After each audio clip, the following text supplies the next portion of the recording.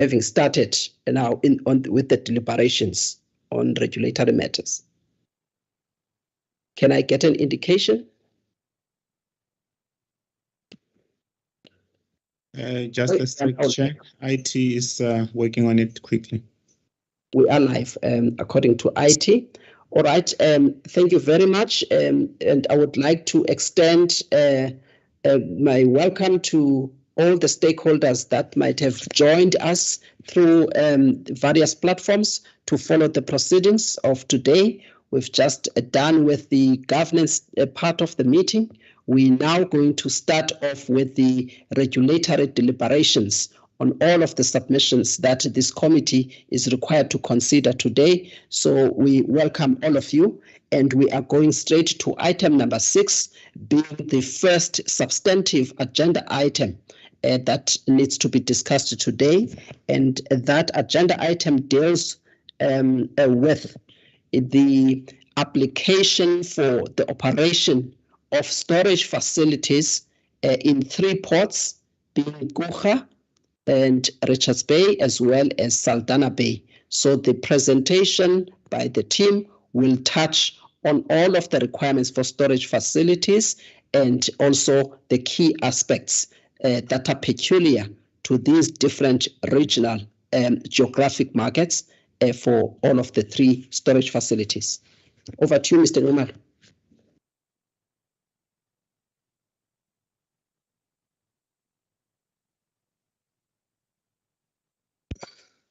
Thanks, Chairperson. Maybe just to start by clarifying again the nature of the application, as you asked, whether do they specifically relate to the operation of an FSRU. Chair, the applications that relate to the operation of storage facility and regasification units, basically all those elements, the storage facility as well as the regasification unit, are actually entailed in the FSRU itself. So that FSRU being a vessel that has got specific components, including a storage component, a regasification unit, and other elements there. It's all those facilities in one unit. That is why the application they've applied for the application, Mr. Numalo, the nature of the applications before us. That's all that I want to hear from you. If there are separate applications as required in terms of Section 19 of the Gas Act, state if we are required to make decisions on separate applications. What do we have before us? Not the FSRU, what is contained in the FSRU, but what the applicant has applied for. What are we required to determine, please? Chairperson, as stated on the agenda, the applicant has applied for the operation of gas storage facility as well as a regasification unit, which, as I said, is part of the FSRU. The first one is in the port of Guga, in the Nelson Mandela municipality in the Eastern Cape. That's the first application that the applicant has applied for. Chairperson, the second one will be on the second item, and we're not there already yet, which is item number 7. That will relate to the operation again of storage facility and regas in a different area. That one will be in Richards Bay. Chairperson, I think with that background, let me then hand over to the team to basically deal with the specific issues that came or that are pertinent to the applications, including the economic analysis, as well as the competition analysis that was done by the team. I think that in the interest of, again, just enlightening members who did not have access to these documents, the team will provide that detail to clarify. Thank you. Mahlano, can you please come in and consolidate the presentation of 3 storage facilities? And in your consolidation, state clearly the location of those 3 storage facilities as applied, and then lift up the legal requirements that were complied or not complied with, and then then it will be handed over to the person who will deal with the financial aspects, as well as the competition, market analysis, and other regulatory aspects that link to some economic analysis, in that order.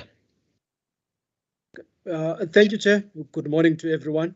This is an application, as Mr. Normal has indicated, by Cap Powership South Africa, an entity that is planning to produce power from gas. The first applications, it is the operation of storage facilities in the port of Ngqura, in the port of Richards Bay, as well as in the port of Saldanha. Those applications were made in terms of Section 15, read with Section 16 of the Gas Act, Chairperson. Therefore, the storage facility that the applicant is applying for, in each of these 3 ports, it will have the vessel will have 4 storage facilities in it, and therefore we've highlighted the specifications of those storage facilities on table 1, Chair, that is on page 9 of 60 of the submission. Chairperson, the storage facility in the application, the applicant has demonstrated the technical requirements with regards to the design of the facility. This facility will be housed into a ship, and therefore it will meet all of the international technical requirements as far as that is concerned.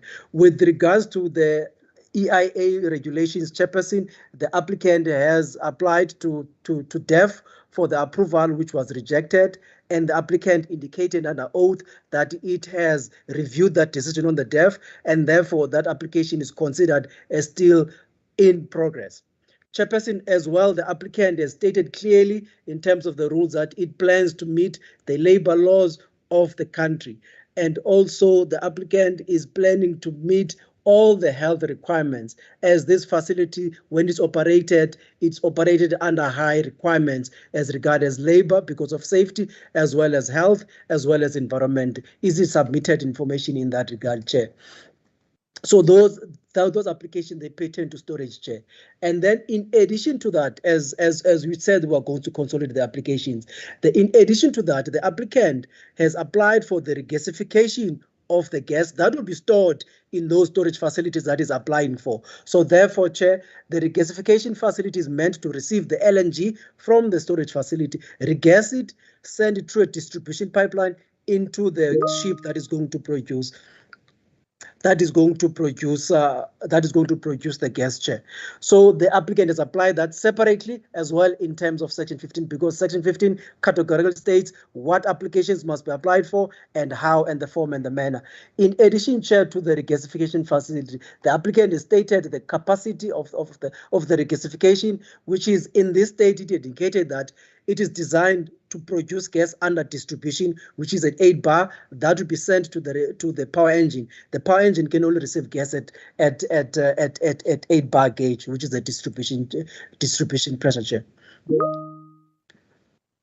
So, Chair, as we've indicated, the applicant have met the technical requirements as far as the application is concerned, and it has met the requirements as far as other legislations that it needs to abide for. It is applying for. That is clearly demonstrated in the application. We've indicated the capacities of the facilities, and Chair, we've also indicated that in terms of the Gas Act, with regards to storage, now if we're speaking to storage, in terms of the Gas Act, storage emphasizes that, the Gas Act emphasizes that, Section 21, that an applicant must demonstrate or third party must be mandatory in storage facility. And therefore, in essence, in this application as well, we are advocating that third party access must be mandatory, and therefore we've put in a condition indicating that third party access will be mandatory on the storage aspect of the facility, as well as any associated infrastructure that needs to be done in order for the applicant to be able to demonstrate or to be able to provide third-party access into the infrastructure. Louis will deal with the extension of the contract that the applicant has with its gas supplier. So thank you very much, Chair. I'll give it to Sam to speak on the finances. Thank you. Thank you very much.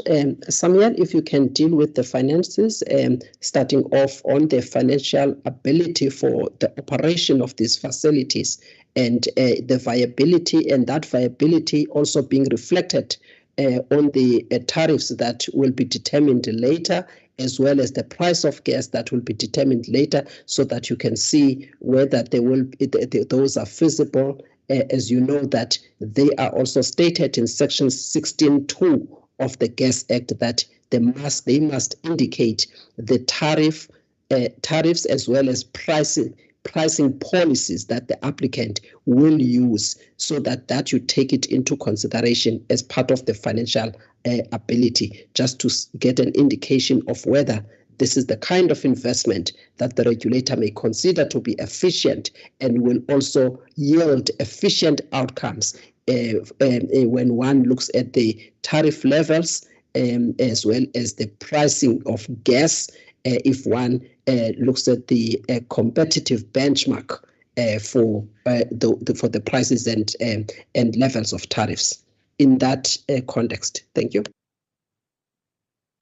Thank you, Chair. Firstly, the applicant has submitted that they are not purchasing any FSRU or any solution that they are bringing to the port is not an outright purchase. They are listing this solution, so they'll be paying a daily rate as part of the lease fees for this. So, Chair, in the documents before you, you will find that we have stated what such daily rate is that the applicant will be paying for use of this ship. Furthermore, Chair, the applicant will be generating revenue through the selling of electricity. So they are passing through such costs as they are to the electricity generation component of their company. What we have done, Chair, is we have taken the information that has been submitted by the applicant and we have used it to demonstrate, for instance, if there was a tariff that would be charged. The slight challenge from our part, Chair, was we did not separate the components between storage and regasification, as they'll be paying a daily rate for the use of the entire ship. So in the event that they are going to apply for, let's say, a storage tariff, would require a split in these rates between regasification and storage, so that we can establish what would be the storage tariff on this thing and what would be the regas component. But as it stands here, we just did a demonstration to establish what would be the costs if, for instance, we needed a tariff for a combined tariff, if I may say, Chair, because the cost is a combined cost of both storage and regas. And I think this is shown in some of the tables in the submission. But Chair, this is only for our own viability assessment. When we require that the applicant, once we give them the license conditions and we require them, we will have to clearly send them letters requiring them to split between the cost of these two activities, so that we can calculate such tariffs with more accuracy than how otherwise would try and show it at this stage, Chair. Because the emphasis from the applicant is that they are passing through all their costs. It's not they are not yet at a point where they are doing this for a generating. It's not a profitable operation or as a standalone entity. It's a means to an end. They have brought this so that it can facilitate the generation of electricity. And hence we have gone through those costs, particularly to see if these fixed costs would provide a reasonable amount. Chair, on the gas selling price as well, we have also checked what their supplier has stated in the documents they have provided us. Chair, the project will be supplied by Shell, and the gas will be sold to the project at and it's reference to the JKM. I think it's referencing the current maximum pricing methodology. Such price would also be passed through as is to the power generation component of the project. They have shown in their application the path that they had envisaged the JKM to follow. That has since changed due to the global movements in prices. But at those prices, they had shown that the project would be viable. And in fact, it was a very lucrative project at the time when we appointed, or when they were appointed to be the preferred bidder, Chair. I may not have dealt with it in the exact, according to the exact guidance you provided, Chair, but I hope I have just provided a snippet to say the project itself is passing through costs to the power generation. And what we have checked is to make sure these costs are prudent and that these costs will not necessarily be gold-plated and lead to a very high electricity onward tariff. I think with this, Chair, I can pause maybe and take more guidance if I need maybe to bring out another aspect of this application, Chair. Thank you. Thank you very much, Mr. Kotora. We move on then to the market and competition and economic analysis of the application, just to see the impact and the any risk or any concerns, as well as the opportunities created, if any. Ms. du Plessis. Thank you, Chairperson. Chairperson, NERSA's approval of car power ship storage applications may bring about benefits to the market. We'll first focus on that. The first is that it will establish new bulk gas storage and regasification markets with car power ship as a first mover. The second is flowing from these storage applications, or the approval of these storage applications. This will then result in the establishment of a new relevant trading market, namely the trading of gas for power production at a large scale, which is not currently, before the approval of this application, that market is not yet in South Africa. And then thirdly, it will also facilitate the trading of LNG to downstream gas customers in the gas industry. However, Chair, there is a risk in the application that we have identified, and that is in the form of exclusivity clauses that we have identified in the supply agreement between car power ship and the supplier, the gas supplier. In this regard, car power ship has contracted all the spare capacity, or all the capacity for the storage facility to Shell. And Shell will also be the only downstream marketer of gas, and this is included in the supply agreement between Shell and car power ship. Chairperson, then just to elaborate on the potential negative effects of these clauses in the agreement. First of all, just by way of background, car power ship storage facilities in all three ports are natural monopolies, can be regarded as natural monopolies and essential facilities. They require huge capital investment, and it would not be cost effective to duplicate them due to the critical mass required in terms of demand. To this end, Chair, they may be the only means for South Africa to import LNG and supplement the limited and depleting gas from that we are currently importing from Mozambique. It has the potential to contribute to security of supply and the development and growth of transformed and competitive gas markets. Therefore, the long-term exclusivity, which is for a period of 20 years over the spare capacity in car power ships storage facilities, will have a negative effect on the development and growth of competitive and transformed markets in the South African industry. Specifically, potential rivals to Shell, including historically disadvantaged individuals or companies, will be foreclosed from importing LNG through car power ships or using car power ship storage facilities, and this will limit upstream competition for the supply of gas. It will also facilitate the creation of a monopoly importer of LNG with no viable alternative gas suppliers to impose competitive constraints on the incumbent. It will prevent fair access to gas facilities and the gas imported through such facilities.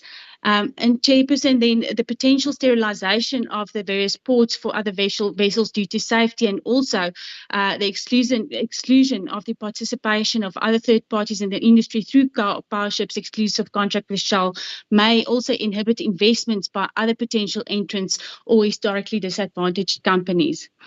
Chairperson, then also just to touch on the fact that it's not ideal to have a vertically integrated entity in the gas industry. Typically, it is better to separate the infrastructure and the supply parts of the industry. Otherwise, there may be incentives created for foreclosure.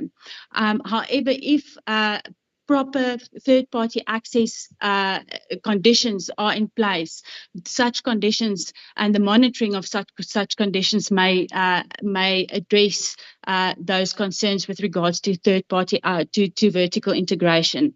Chairperson, just then in terms of a summary of the impact, these exclusive clauses in the agreement between Shell and Powership will prevent the achievement of some of the objects of the Gas Act, specifically the objects relating to investments, the development of competitive markets, the development of historically disadvantaged companies, the promotion of access to gas, which are all included in sections 2B, 2H, 2D, and 2J of the Gas Act. Chairperson, during our interactions with Powership indicated that if NERSA approves these licenses subject to third-party access conditions, it will be in a position to renegotiate the contract with Shell, and therefore these exclusive issues is likely to be addressed through the imposition of a condition for third-party access. It will also then, in addition, address the potential negative effects arising from the vertical integration of these entities. And therefore, as indicated previously, a third-party access condition will be necessary to ameliorate these negative effects. Thank you, Chair. Thank you very much. Let me hear if there's any point of emphasis before we allow members to comment. If there's any point of emphasis from the HOD, Mr. Milato and Mr. Ngumalo. After Mr. Milato, then I will allow members to come in. Chair, on this one, not much to add except to re-emphasize that here we've got 13 license applications. On the questions that we've asked, we've got 13 separate license applications, and this application that was presented now is the application for the operation of a storage facility. And another application relates to the operation of a regasification facility.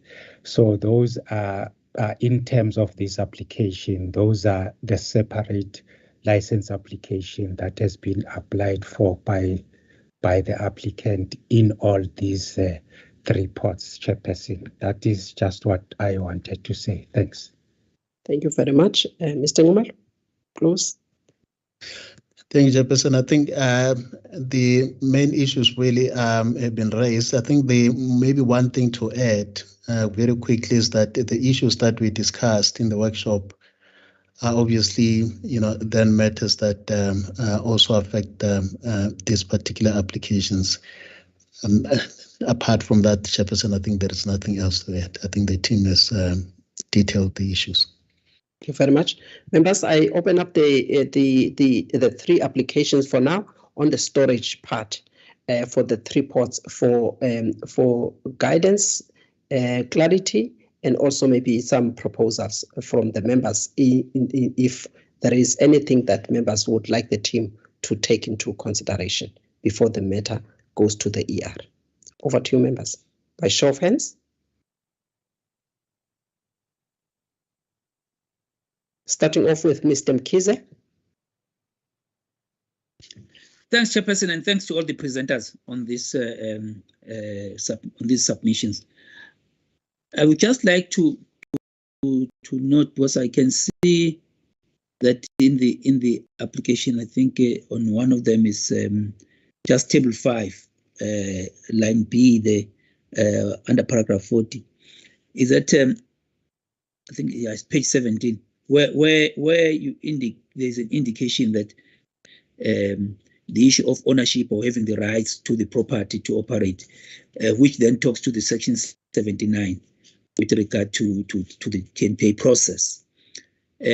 Just to get to understand as to then, does it mean that this applicant in particular complies with that requirement because they don't necessarily have they don't have the section 79 approval? Just a response on that one. And then linked to that is that during the public hearings, there was also one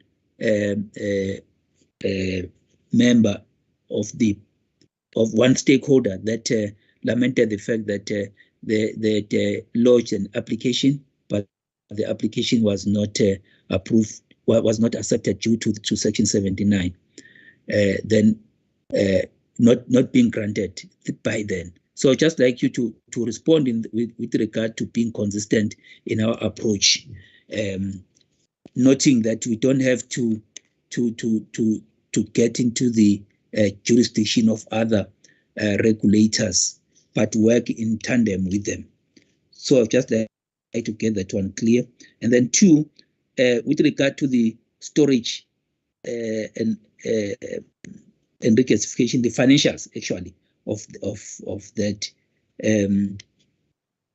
even when you look at the hiring cost there, that they are going to be adjusted annually. But I'd just like to know the impact of the rand dollar exchange rate to this. Is it now dollarized, or it's in rands, and whatever happens, those in terms of the hedging, if any, that has been done, or the impact of the rand dollar exchange rate, if you can just talk to that.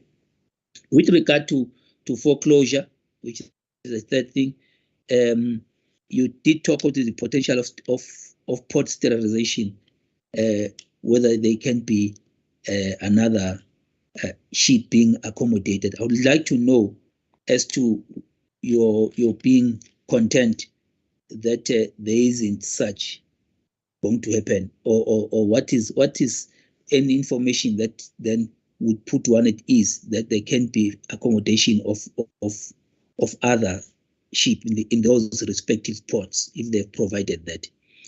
And you talk to the issue of this not being ideal to have a vertically integrated entity, but you are not talking to the mitigation. If you can just clearly indicate the mitigation. You under foreclosure, you also talk about the issue of third-party access conditions, and I think it would be important to have that, as well as the monitoring and enforcement plans embedded in the conditions of license. If they are going to negotiate the contract with Shell, there should also be a time frame to avoid further delays, on the part of this applicant. Yeah, I would leave it at that, Chairperson, because I think the emphasis again being on the conditions of license that will then have to be, thoroughly looked into. Thank you. Thank you, Mr. Mkhize. Mr. Sibanda.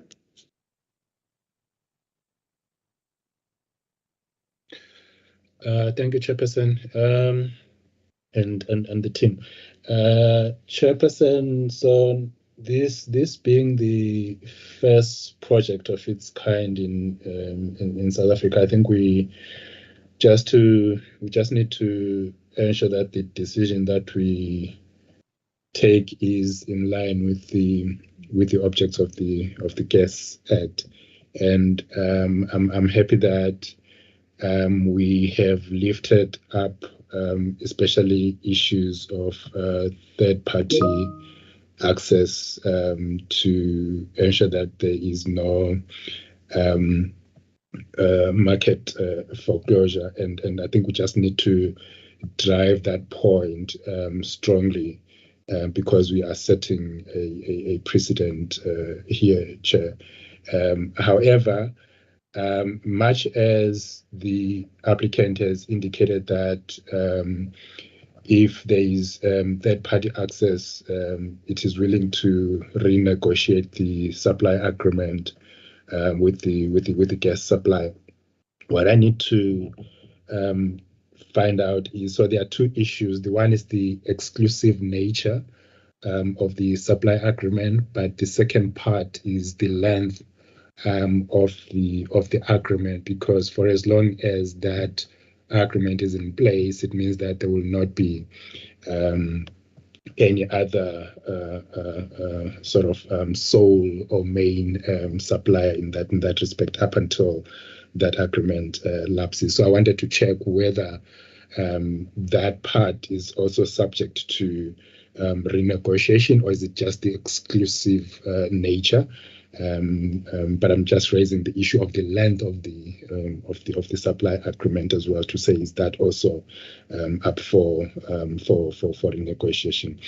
And then secondly, I think we also need to be clear in terms of the issues that we'll be dealing with in terms of the license conditions, and to perhaps just lift them up and be clear that these will be dealt with in terms of the license conditions. And Mr. Kotora in his presentation mentioned some aspects of either costing or pricing. Perhaps he can clarify that they intend to also perhaps deal with in the license conditions. Perhaps if you can clarify that aspect, but I think all the matters that we intend to deal with in the license conditions, I think perhaps we just need to have a section that deals with that, and we lift them up or highlight those matters so that it's quite clear that they will be tackled therein. Thanks, Chair. Thank you very much, Mr. Sibanda.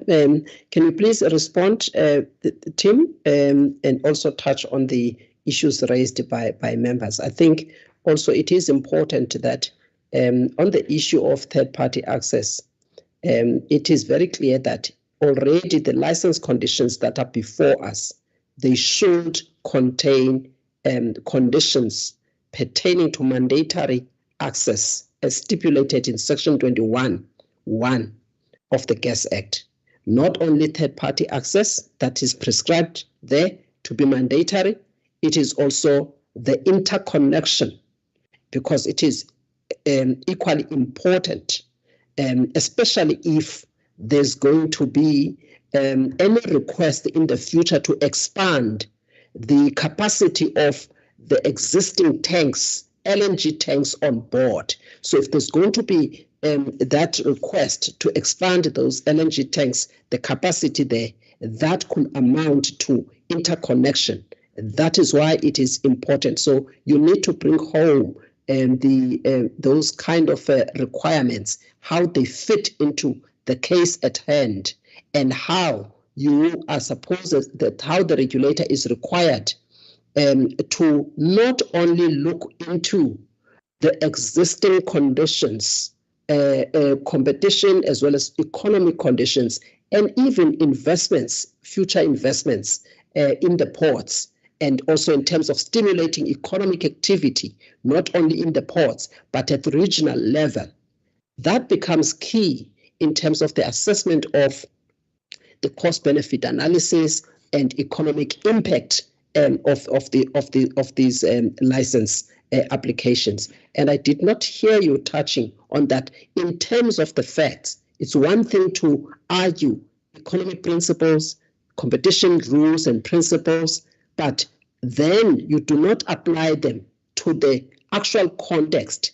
And then you are robbing us because we want to understand exactly what evidence, as we are required to make decisions that are supported by evidence, what out of arguing those points, what evidence and facts that you rely on for the conclusions that you are making. So don't only look into especially on the competition issues, don't look at the existing conditions. Look also at the future competition that is expected to be developed through these kind of projects.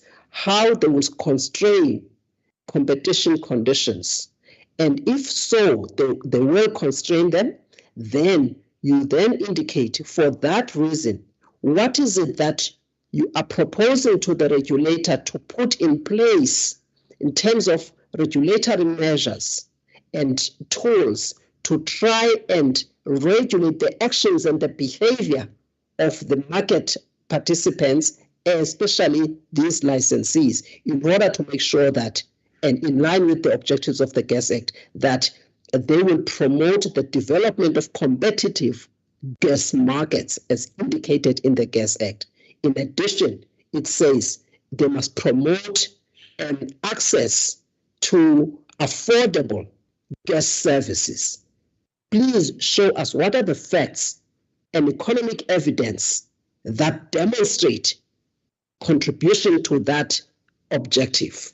That's how we've already asked you to present the issues for us in terms of the facts. Can you please respond?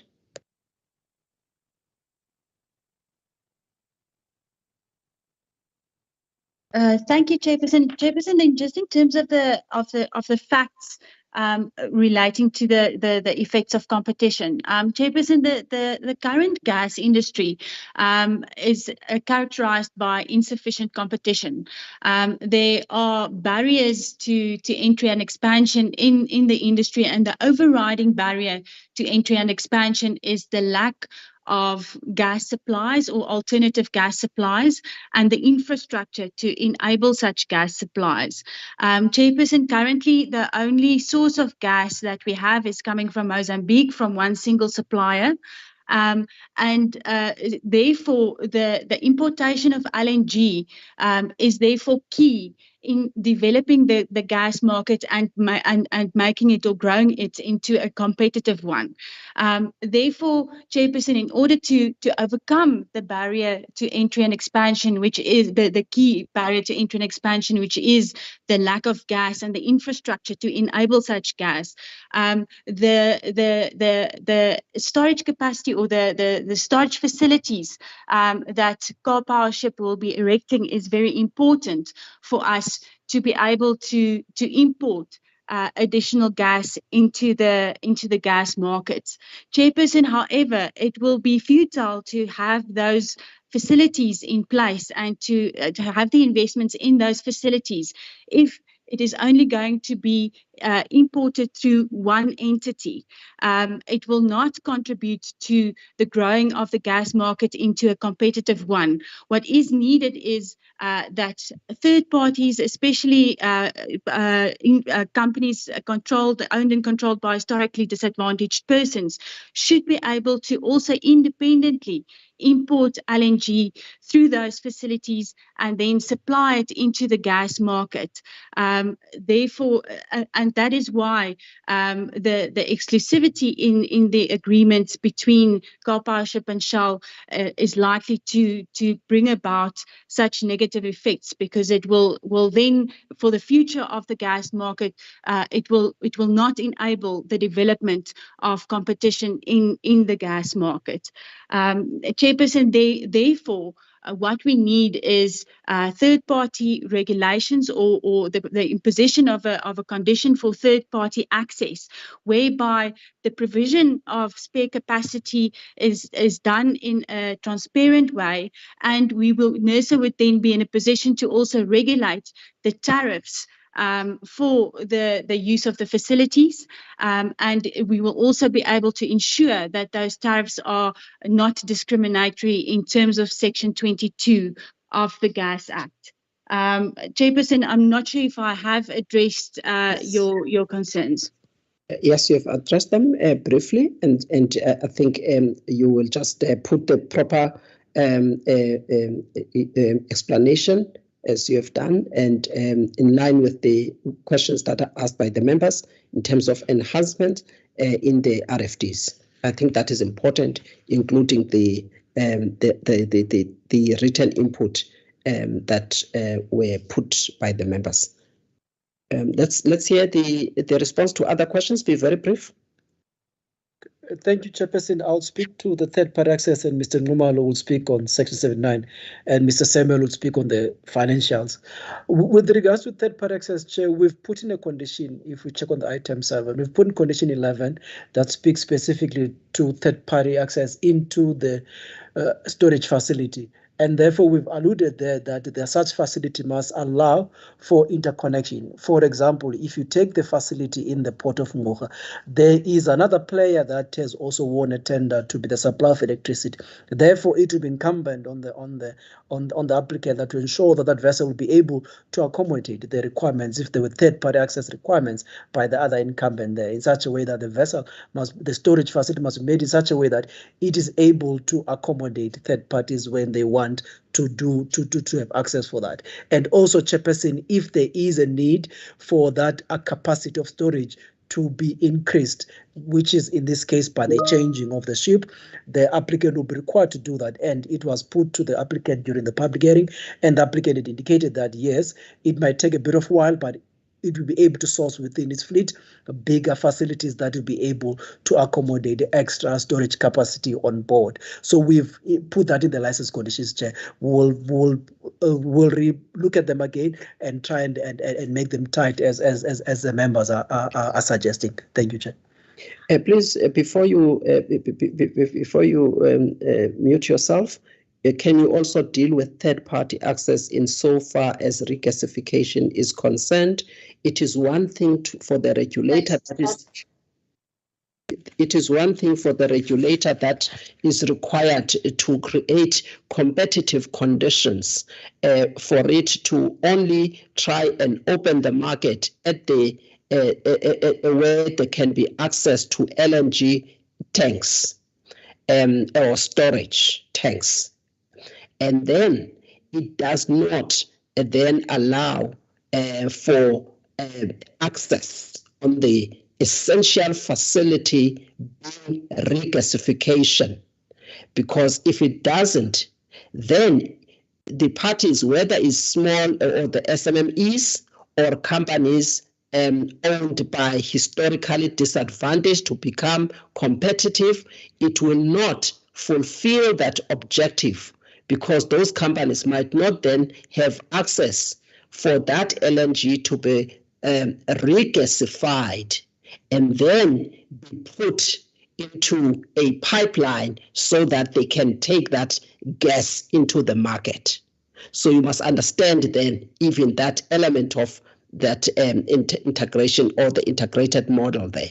So if you only leave access at the storage tanks and then you don't talk about it when it comes to regasification, you're still locking the market, and it will raise serious unintended consequences and perverse outcomes for the South African market, especially in the presence of these monopoly conditions that might actually be created, and the fact that in all key 3 ports in South Africa, you actually have a situation where the ownership of the critical LNG import facilities are concentrated into one ownership. And these are fundamental issues that actually the competition laws of this country are framed into dealing with situations not only of market concentration, but also structures that are created which become monopoly, but again, the ownership is concentrated in one hands. Those were the fundamental policy imperatives that give rise to the competition laws of this country and for economic development. So you need to speak to that. Thank you, Chair. The when it comes to third-party access to the regasification, which is that's because you use gas as regasified. In terms of the current, legislative requirements, Chair, the third-party access is only applicable to transmission infrastructure as well as storage facility, and therefore with regasification it is not applied. However, as you have alluded to, that it is important that people must be able to have sufficiently or efficiently to the access to the facility, but we'll have to have a look and see how we can incorporate or look into the conditions of how to enforce the applicant to try and look at having contracts that are enabling would-be third-party users to also have access to the regasification facility. So at the moment, the applicant indicated that the facility itself for regas, it is designed to supply the power generation, hence it is a distribution infrastructure.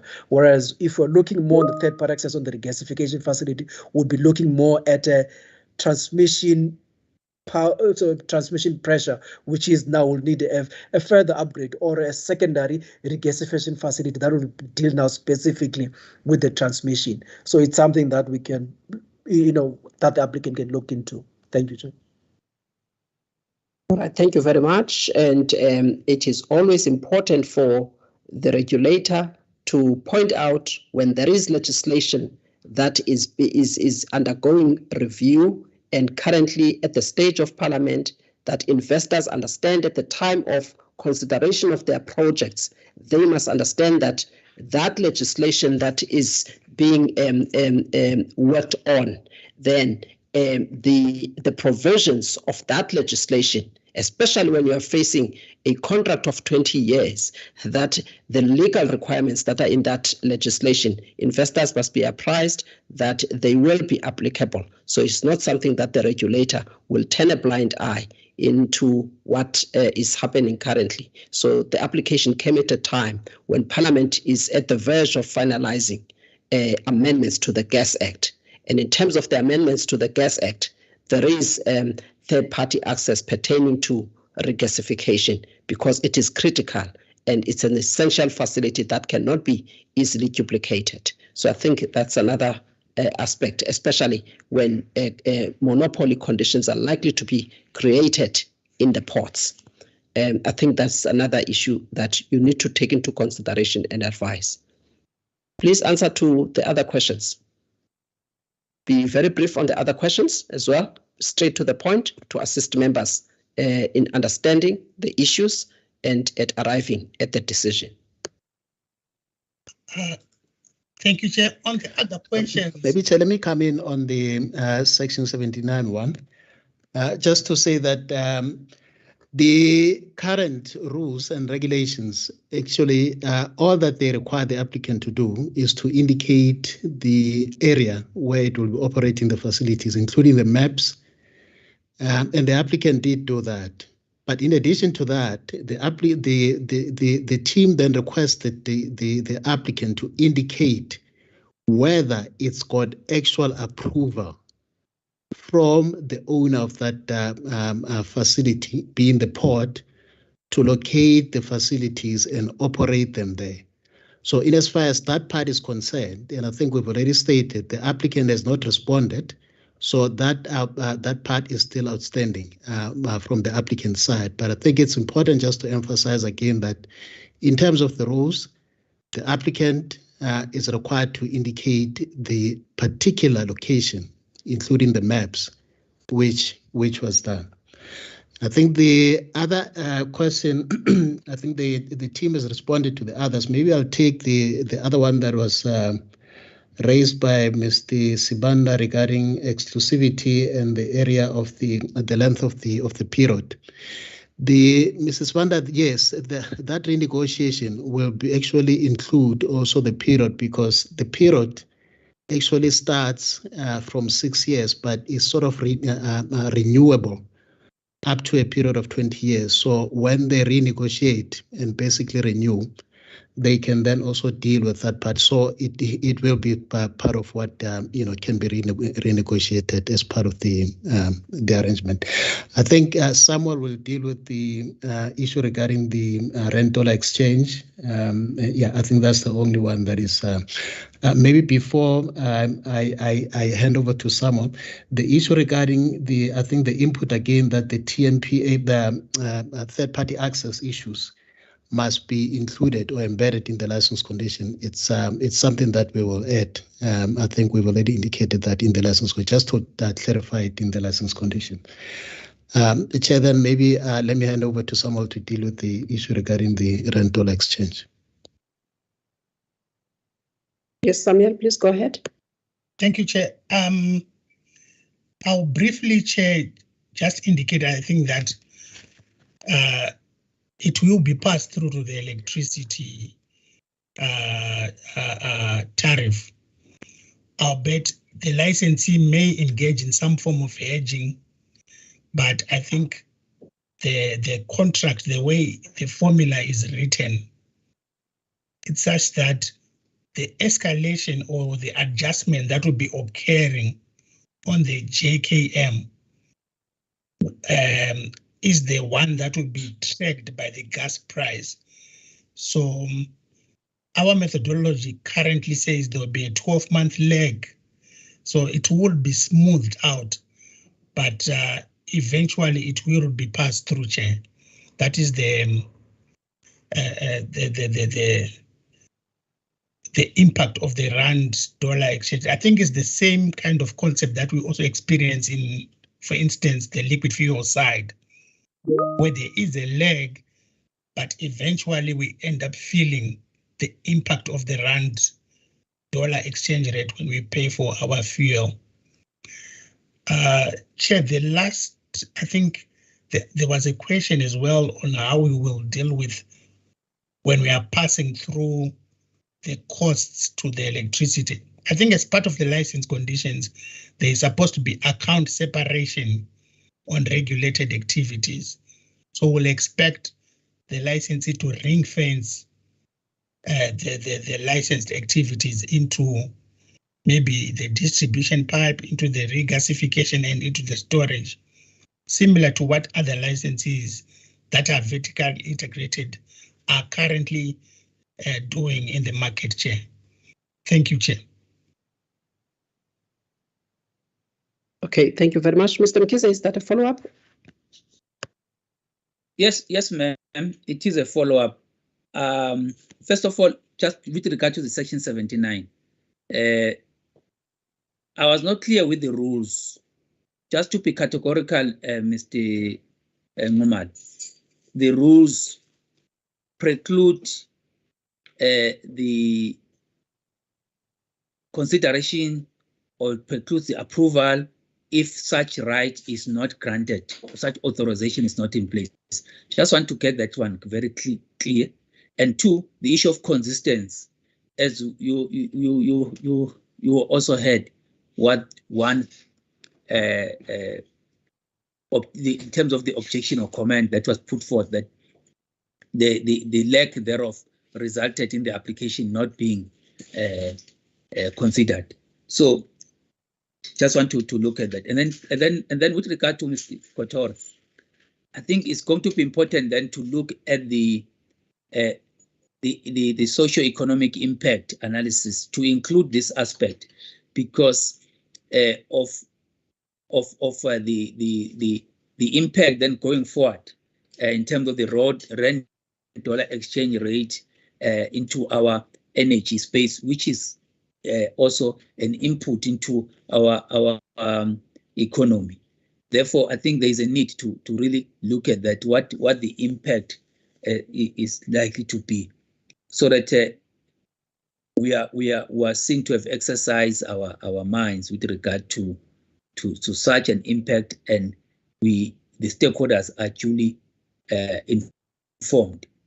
And then lastly, with regard to the license conditions, I think then it's going to be important to look at them just to enhance them separately, engage with the with the license, with the applicant in terms of PAJA, and see to it that when we go to ER, that has taken place, because we also don't want a situation where there's an approval and then there's a toing and froing in terms of the licensee or the applicant now claiming impossibility to implement some of the conditions and going back to square one in terms of the approval process. So please, if that can then be followed in terms of the review of the license condition to make sure that they deal with the matters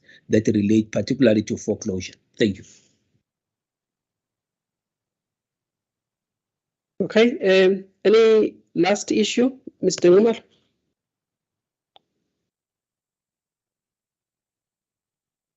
Chair, maybe just to come in again and clarify the issue with regard to the Section 79. I think it's important just to say that the requirement in terms of the rules, when this application was made, it was in terms of the old rules. And those rules do not necessarily specify any requirement that the applicant must actually have TNP approval prior to NERSA proceeding with the application. What they specify is that the applicant must indicate the location, and which was done, but the team wanted to know whether that location actually has been granted or authorized by the owner of the location. That is the part that the applicant has indicated that it's still awaiting. Now, with regard to the other entity, basically had more than just the TNPA issue. There were other issues that were outstanding in that application, and that is why the application was actually not entertained, because it did not meet the minimum requirements. The Chairperson, hopefully that clarifies the issue with regard to the TNPA. Thank you. Thank you, Mr. Sibanda.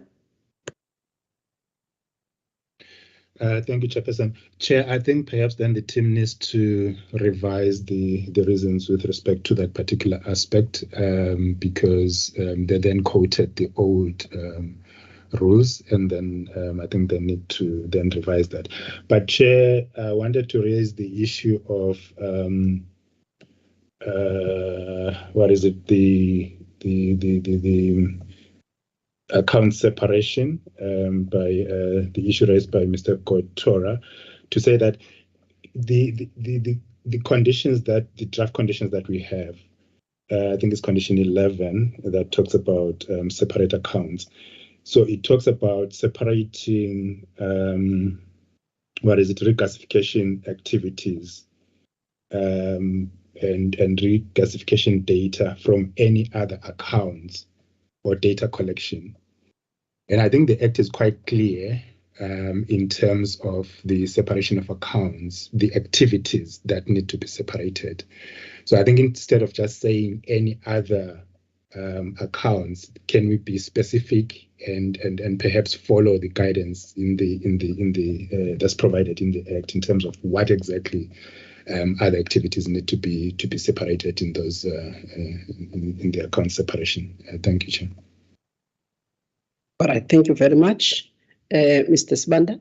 All right, members, I think now I'll just summarize the issues for purposes of the decision that is required from us in these applications, just on the storage, and I'm hoping that they will be quick on the other ones, because the bulk of the issues pertains to the storage facilities.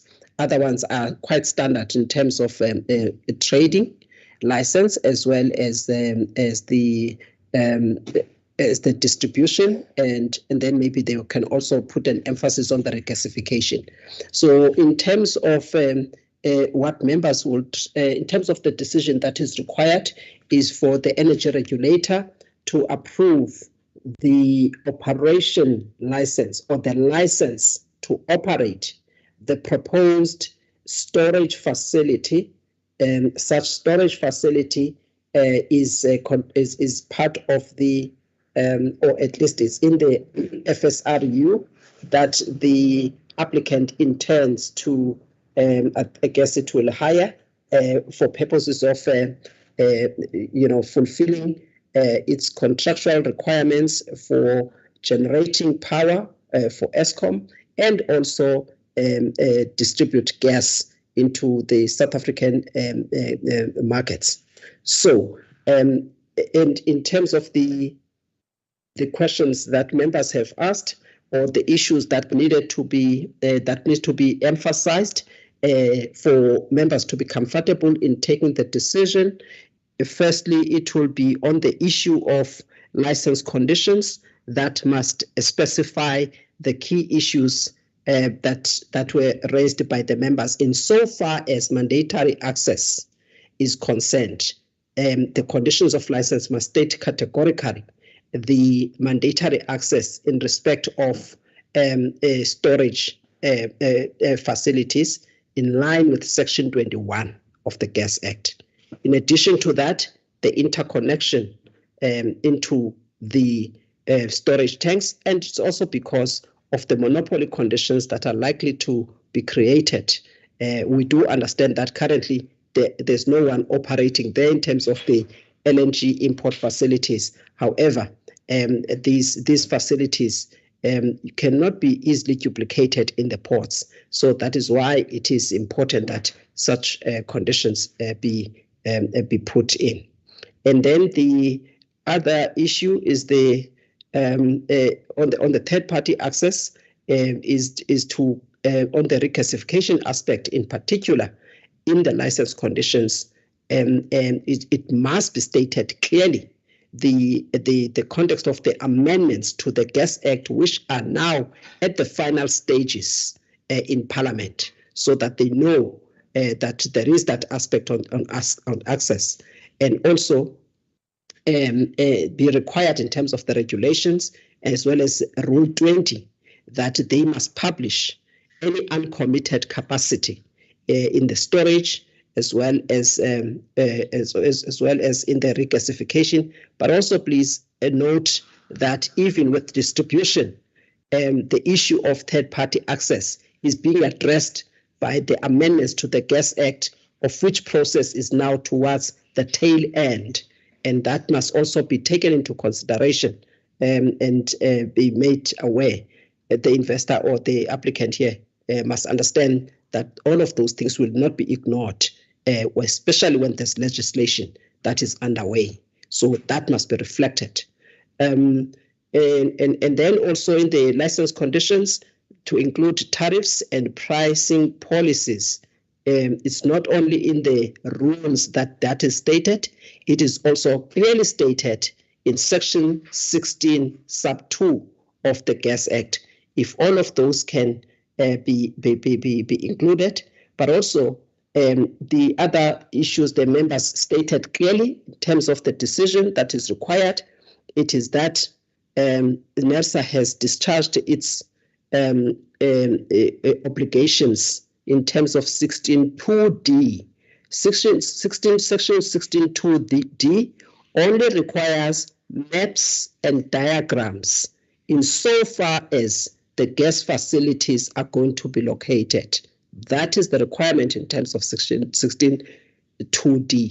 And then 16.2F requires only two things: that the application must include plans and ability to comply with the various pieces of legislation, namely environmental, safety, health, and labor.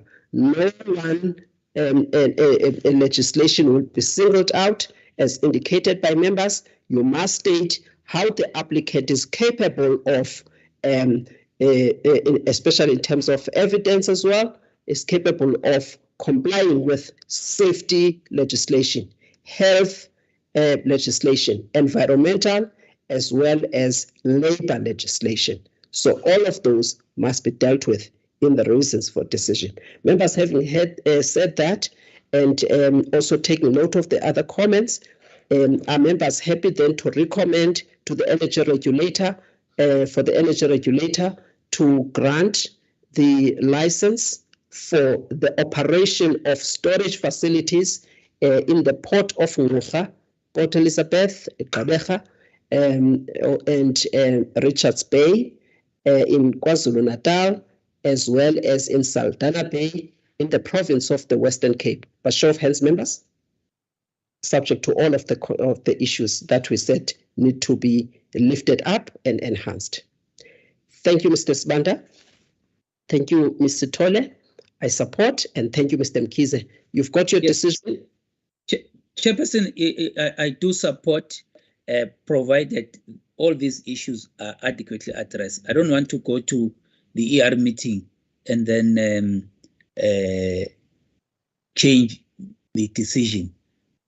But if these are not met, I would not be supportive. But that's why I'm just emphasizing that. Thank you. Thank you, Mr. Mkhize. I think that is the and if they can really help with regard to the license conditions to have the engagement prior to going to ER, the review thereof and engagement of the applicant prior to going to ER, that would be highly appreciated. Thank you. Thank you, Mr. Mkhize. And I think, Mr. Nxumalo, you've stated that you've engaged and then they were happy with the license condition, but you can still engage with the additional ones, or the language of it, just so that you can see. And also from our side, we will take we'll exercise our discretion in the interest of ensuring that all the license conditions will enable the regulator to discharge its mandate in order for the objectives that are stated in the Gas Act to be achieved. So we can hear what they say, and we can also provide the information. And the team is required to do and execute the resolutions of the committee. So it is taken as given that the team must execute all of the resolutions of the committee which have a bearing to the decision. So that's what is expected. Thank you, members. We move on to the next application, and the next application is, again, it will be presented in a consolidated manner, and that now is in relation to the application for distribution. I take it that you will be much brief on that, because distribution licenses and pipelines, we deal with them on a regular basis. Please deal with the requirements and also any other issue that is relevant to this, including the fact that legislation is underway to ensure that there is mandatory access, so that there is no blanket exclusivity when it comes to distribution, because we're locking the market completely, and that would not be okay for the regulator to allow such conditions to happen.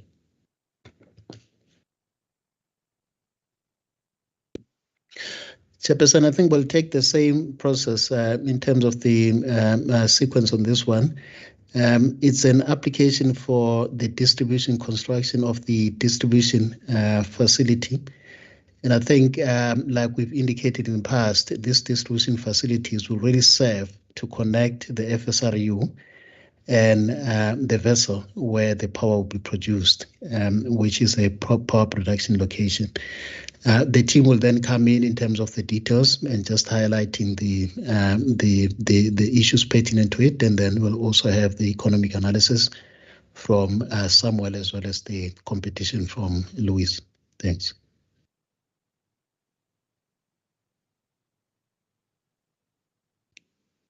Let us be mindful of the time of this meeting, and also the time of the members. Please, let us be ready.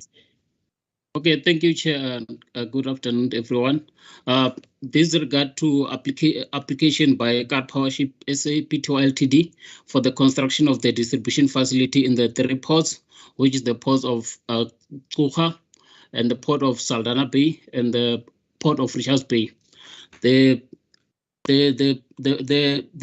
specifications for the distribution pipeline is indicated on table 4, which is in page 12. Car Powership has created 3 SPV, special purpose vehicle, for the construction of the distribution facilities in the 3 ports. and they indicated that they will depend on their mother company for the technical administrative ability because they are still busy recruiting. And they've also indicated that they will comply with all the labor regulations in terms of complying with the local content and the requirement. And they've also indicated how they're going to go about, including the plans like to form a powership academy that will be developing skills to empower the local communities. The distribution facility will connect the FSRU to the powership, and it is important to indicate that the facilities are only constructed for the sole purpose of own use, basically. They indicated that they will outsource an international company to do the construction. In addition to that, I must also indicate that in terms of the safety, health, and environmental, the applicant has submitted that they will abide by all applicable level and engineering standards, and they're all listed on the license condition on Annex C. In terms of the environmental, they've indicated that they've submitted an EI report, and unfortunately, they got a record of refusal, of which they've appealed, but they've indicated that they've plans in place to comply with all the regulations. They've also assured the energy regulator that by being exempted, by being issued with the license, it is not going to exempt them from complying with all the environmental regulations, and they will comply in terms of the section 16.2 of the Gas Act.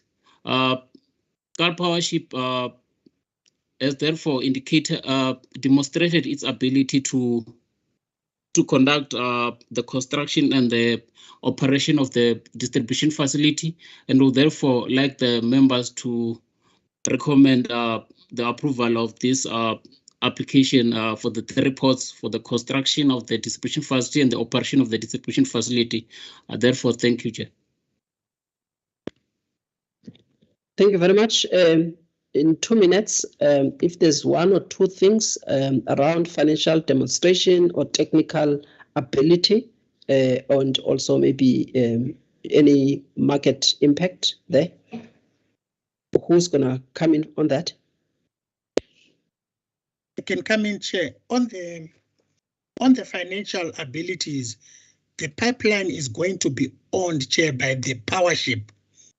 Yeah, as my colleague highlighted, Chair, Powership has split its project into one that is involved in the gas supply and the other entity that is involved in the power generation. So the pipeline is owned by the power generation component. So it's mainly an on-use pipeline. It will be using it to take gas from the powership. We have also shown the costs in the project, Chair. They are listed in the submission. And if the plans proceed as they have, it is an efficient way. I think we have shown that if we were to set a tariff on those pipelines based on the cost and the volumes, it would be really an efficient way of constructing pipelines. I'll just leave it at this, Chair, to say, because it's an on-use pipe from the powership, its economics are included in the overall cost of the power generation component of the project, Chair, not on the gas side. Thank you, Chair.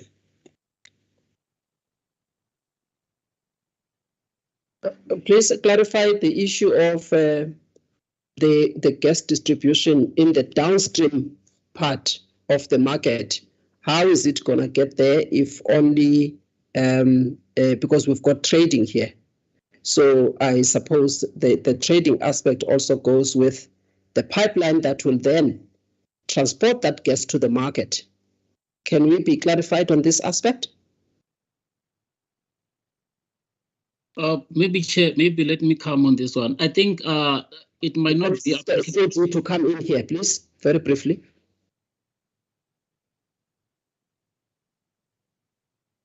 Sorry, Chair. The trading aspect, Chair, will be tied up to the storage and the regas facilities. Those are the trading assets. And therefore, the exchange of the molecule will take place between the flange of the regas as a flange of the distribution. So this distribution pipeline is directly sending it to we can say that to the potential market, which is the power ship in this instance. So the pipeline is mainly built into there. Hence, now we're saying that the modifications on the storage as well as the gas must be to allow for the other interconnections to divert gas into the other markets that can be established in those ports. So the trading is linked to the trading assets with the storage as well as the gas. This one, Chair, is only the construction and the operation of the distribution pipeline, which now the applicant, like if you take the case of NAMPAC, SAB and others, whereby they constructed their own pipeline for their own use, for their own supply. So that's what this project entails. Hence, it was decoupled from the storage as well as the gas of the ship, Chair. Thank you very much. Okay, I thought it was going to be much more convenient to tie in the transportation technology there to the market if we also have trading. But anyway, I will leave it at this point and ask members then to come in for questions if there are any questions from the members. By show of hands, members.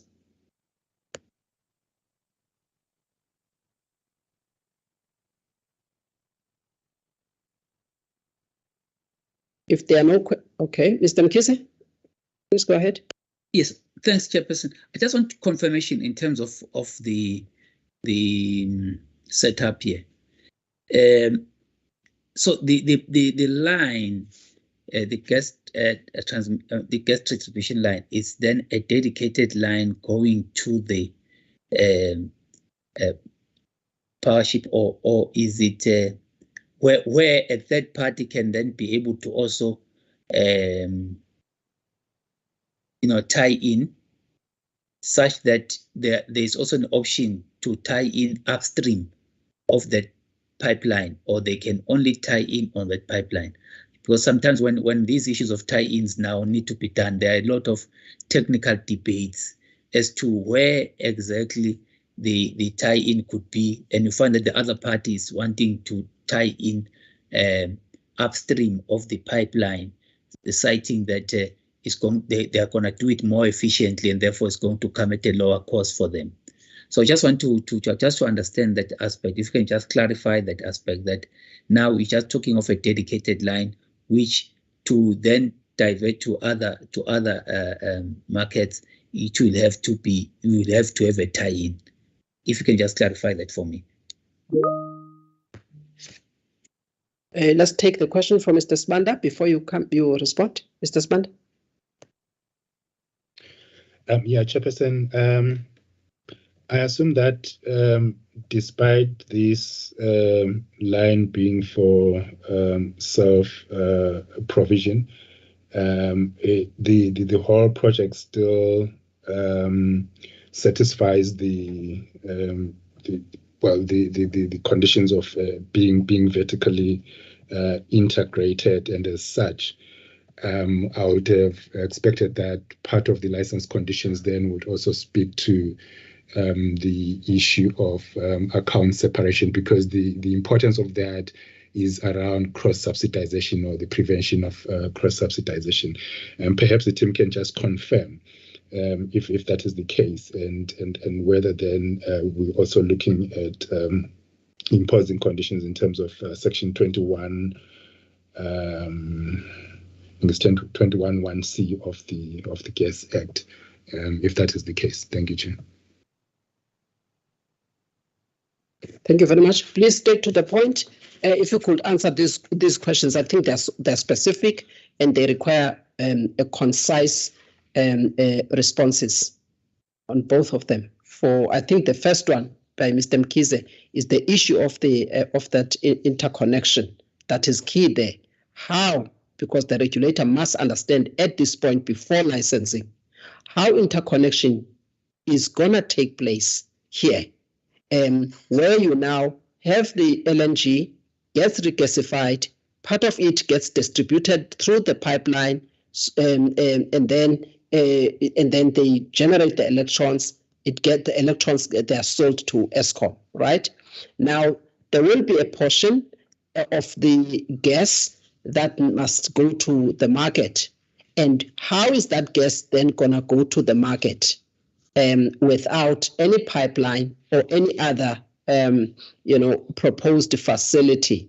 And even if there's a proposed facility now, I'm not sure in terms of the size of the distribution line, if there is also, it is possible for interconnection. We do know that the legislation that is being finalized by Parliament, it now allows for third-party access, but as of, and then there's also an issue of interconnection.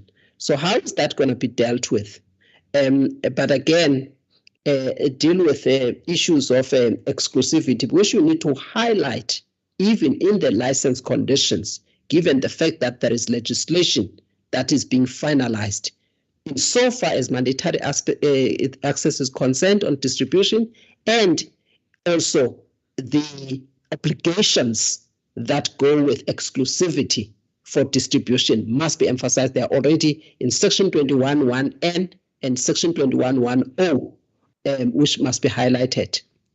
Please, if we can answer that question from Mr. Mkhize, I thought I must just emphasize it, including the highlight of the issue raised by Mr. Sibanda on vertical integration and the separation of accounts for purposes of avoiding cross-subsidization. Thank you, Chair. Thank you, Mr. Mkhize and Mr. Sibanda.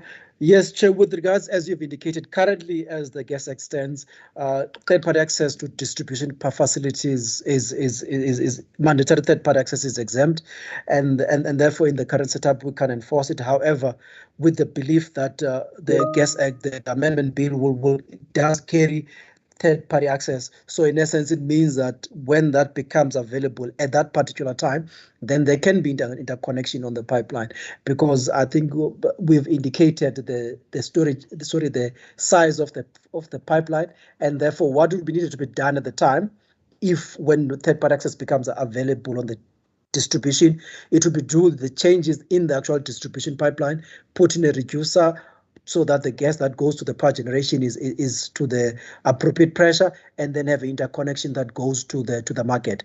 However, as it stands, Mr. Mkhize, the interconnection will take place on the regasification facility, on the storage aspect, or the regasification facility. That is mandatory in terms of the Gas Act. However, any other one that takes place on the distribution will have to be negotiated between the applicant as well as the prospective third parties. So that's what it says with regards to the distribution facility. And with regards to exclusivity of the distribution facility, Section 21, because it wants entities to develop distribution facility that serves customers. So therefore, it gives a mandatory exclusivity of 25 years, which is the period of the license, that any other entity that wants to construct, operate, they can't. Only one entity that has been granted that license has got the exclusive rights within that specific geographic area, which is when it comes to this facility, then the energy regulators would limit that exclusivity to only the area where it operates, not on the outskirts. Because if you take, for example, in Richards Bay already you've got another entity that's got exclusivity in that area, or there's distribution infrastructure, and therefore its area of exclusivity will not overlap on the one that's existing in those areas, Chair. So that's what, as far as exclusivity is going. With regards to Mr. Sibanda's questions, yes, Mr. Sibanda, as indicated, the Gas Act requires separation of accounts of all of whether it's trading, whether it's distribution, whether it's storage facility upstream, or it's transmission. In this essence, will also indicate and clearly articulate it and indicate that the separation of accounts should take place. Thank you, Chair. Okay, thank you very much. I think on the point that which I've put on the chart, and Mr. Nxumalo responded to it. Just to correct the aspect raised by alluded to by Mr. Kotora with regard to the use of distribution pipeline. So distribution pipeline can never be for own use. The law does not provide for that. It provides for exclusivity, but under certain conditions, and there are obligations to be met for that exclusivity. And such obligations must be in the license conditions, including the fact that there is the amendment of the Gas Act, so that that is disclosed upfront, and that the legal requirements, once finalized, will be applicable to the conditions of license. That must be stated categorically. And then also, when it comes to distribution, Section 28 of the Gas Act does not provide exemption for distribution so that it can be used, it can be for purposes of own use, only transmission. But even then, there must be some assessment that is done in terms of the impact and how that could constrain the market in many ways. So it is not applicable there that that distribution line can only be used by the applicant or the owner and be operated for purposes of only fulfilling its requirements. So I think that must be very clear, and that point that I've just made is critical, that it can never be, and that is why Section 21.1 talks about interconnection, and that interconnection is also applicable to distribution pipeline.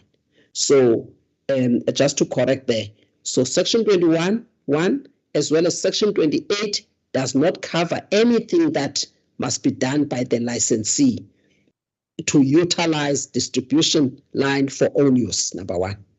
It must allow for interconnection.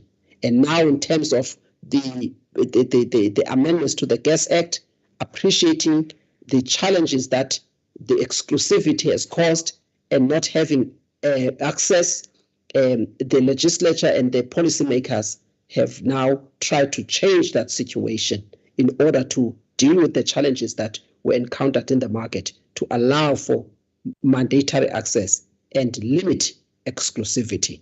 Those are the two things that are being corrected. Mr. Mkhize, I don't know if you have any question. If you have, please go ahead.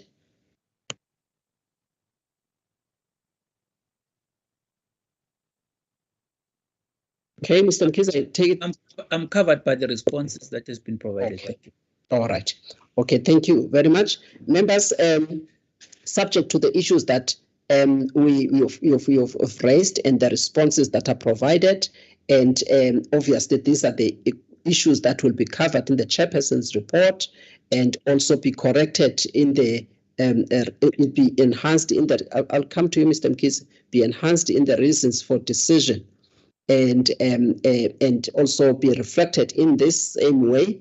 And also, if there's any contacts to be made with the licensee to indicate before the final decision that this is how the energy regulator is likely to deal with the issues that are contained in the license conditions, in line with the ruling of the High Court in May 2020, that you then indicate to the licensee the things that you are likely to deal with, especially those that you're not in full agreement with.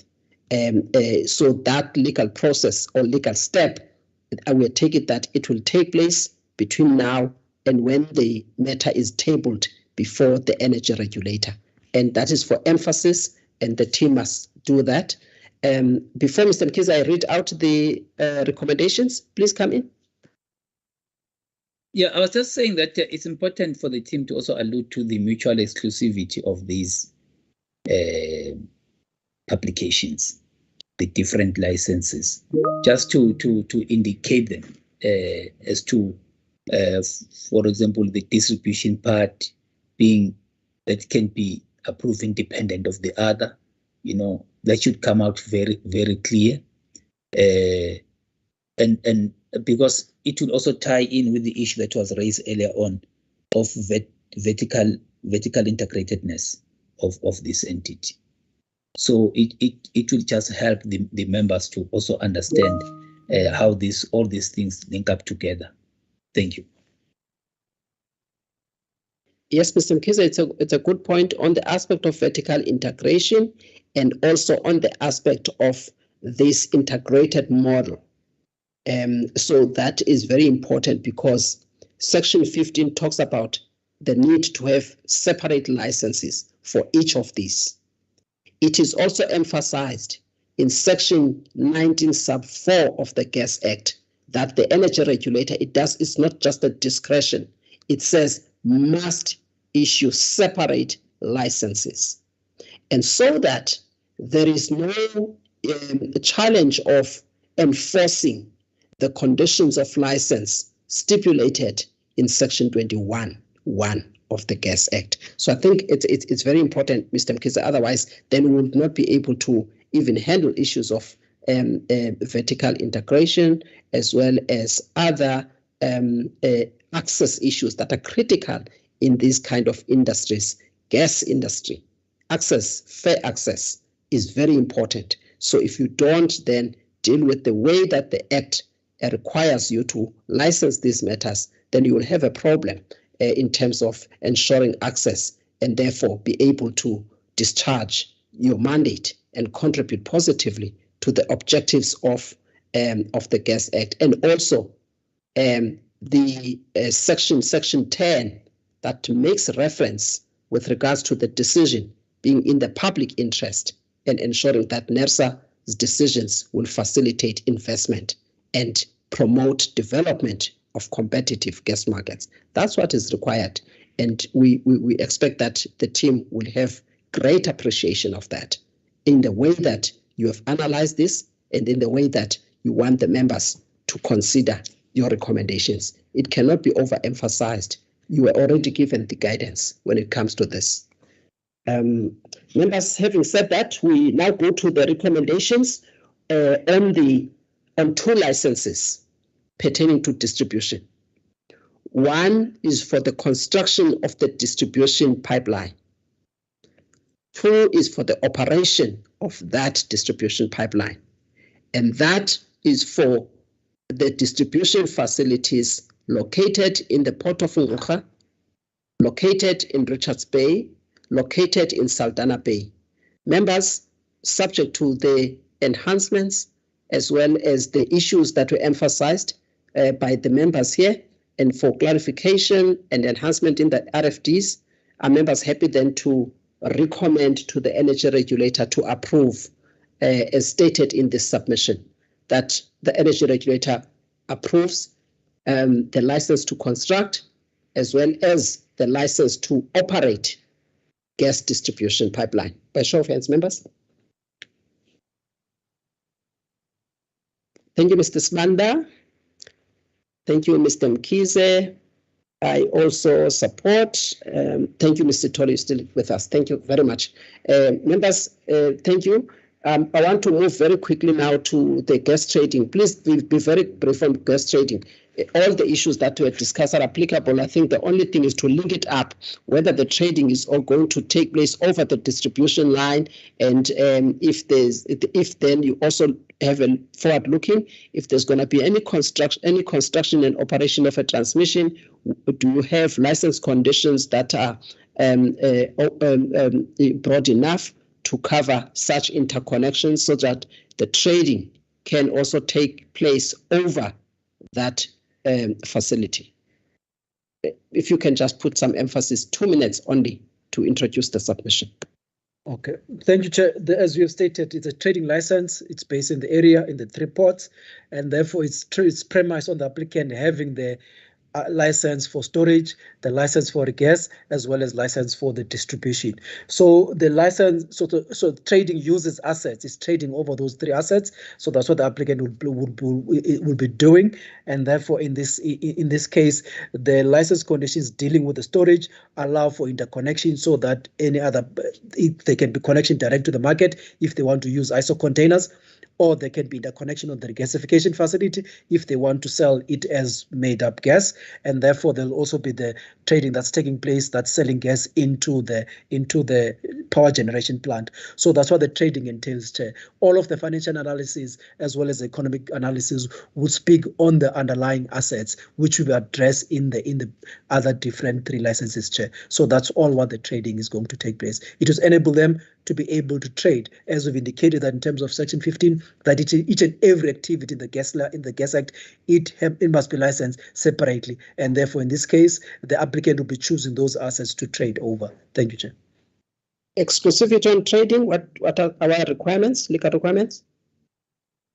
In terms of the exclusivity on trading, Chair, it's usually the energy regulator is, in terms of Section 21, can set the period for which the exclusivity of trading, that must be as if the applicant has laid infrastructure. So in this instance, the applicant does not claim it's trading on the distribution, and therefore will not be levying exclusivity as far as trading is concerned on the distribution aspect. And therefore, since we've highlighted that with regards to the storage of the gas, it would be difficult to have other vessels operating for the trading. Therefore, it will not have exclusivity. It will just be trading of because the energy regulator can set the exclusivity or can take away that. So will not be imposing. Thank you, Chair. Thank you very much. Members, the matter is open for any discussions or any questions you may have. If members are happy, and also I think the issue of exclusivity is dealt with, or Mr. Smanda, please go ahead. Sorry, Chairperson, I don't have this submission on trading unless I can be assisted, Chair. Okay, Mr. Mahlan? Yes, thank you, Chair. I think we should have indicated earlier on that initially the submissions were made into one. So when you speak on the one, Mrs. Banda, on the one that deals with the regasification as well as storage, they were all put in under 3, but the advice of the committees would be that let's separate them going forward because they tend to be interlinked. So we made them under one submission. However, I've just seen that on the attachment, there were no license conditions for the trading attached to it. So it's something that we'll have to send to the board members separately. However, it was part of that storage and regas document, Chair. Please point out what document they must open on this, what agenda item they can open just to see that aspect talking to trading, please. In the meantime, Mr. Mkiza, you may come in. No, Chairperson, I think I'm covered by what you've just said. Mahlanu, please try to lift it up. And I think with regards to license conditions, the only issue that is key there is the issue of exclusivity, which is not applicable. And then all of the other issues, they've complied with the legal requirements.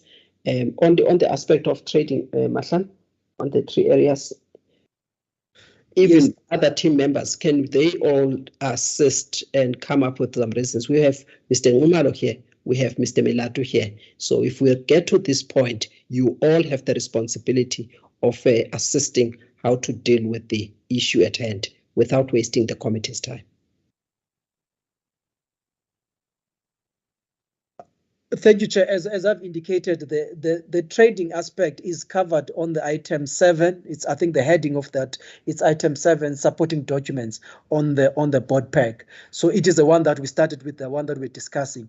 As I was indicating that in that one, I think when we're doing the attachment, the license conditions for trading were not part of that. It's something that we have to send them to the board members. I've just checked when I was going through the attachment. So that's why it was missing, Chair. So we had, as I indicated earlier on, we had created 1 RFDs for the trading, storage, operation, as well as the regasification. However, the guidance of the board is that let's separate each license conditions going with its own reasons for decision, so that trading will have its own, storage will have its own, and regasification will have its own, Chair. So it was covered under that submission. Hence, I said the financial analysis as well as the price that Sam indicated, that would be the ultimate price if it were to be sold. That's what goes with the trading aspect, Chair. Okay. I can see a regasification, and I'm hoping Mr. Numalo and Mr. Milatu, you will also assist with the other aspects of gas trading. All that I can point out to members for their comfort at this point in time, they must check other documents. It's not my duty to do that. You must know your documents and point out to the relevant submissions and annexures so that we can be able to find this. So the one that at this point I can point out to you members is on page 61 under item number 7, and you will appreciate that these matters, they had to be consolidated, which is allowed anyway, that you can consolidate during the assessment and then put the documents together if that will be efficient and avoid confusion for members. But when it comes to the decision, the decision must be separate and there must be basis for each decision being recorded separately. So an extra 220 on page 61, it is the license for the operation of gasification facility, as Mr. Nayo has stated, that it was part of this. It has been put as part of this, but then it will just be extracted. But they have done the analysis. They have also shown the license conditions for the regasification application. Mr. Ngumalo, please point to us, the committee members, for their comfort, to gas trading.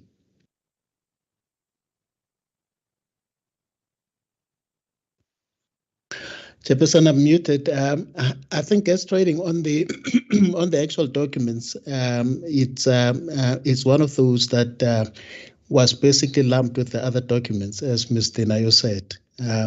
But on the agenda itself, you'll see that it appears under item number 12. Oh, the document, Mr. Ngumalo, just listen to the instruction and the chairperson for assistance of the meeting, to assist the meeting.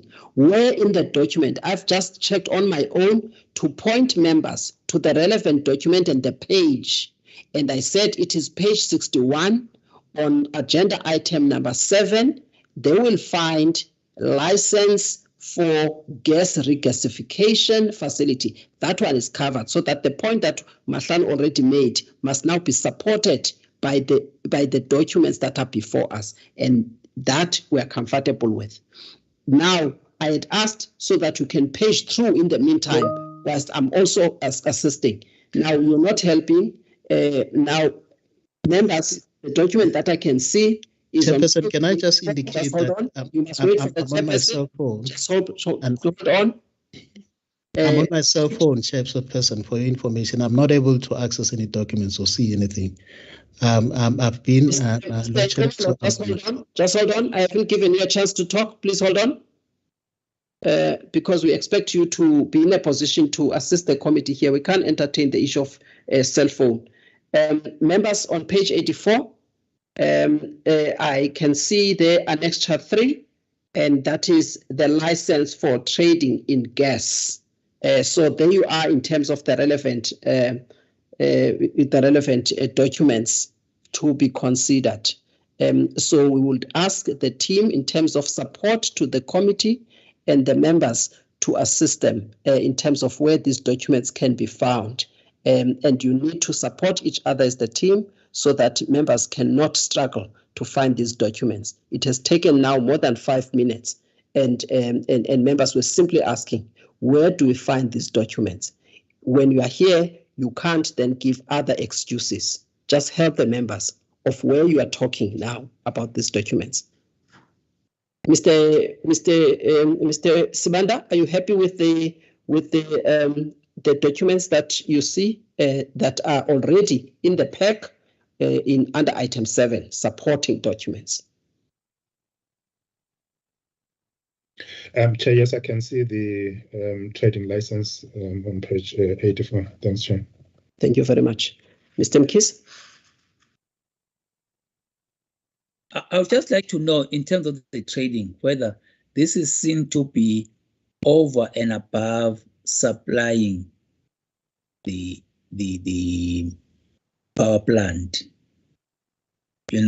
because then it goes to the same issue of saying then they can simply increase the storage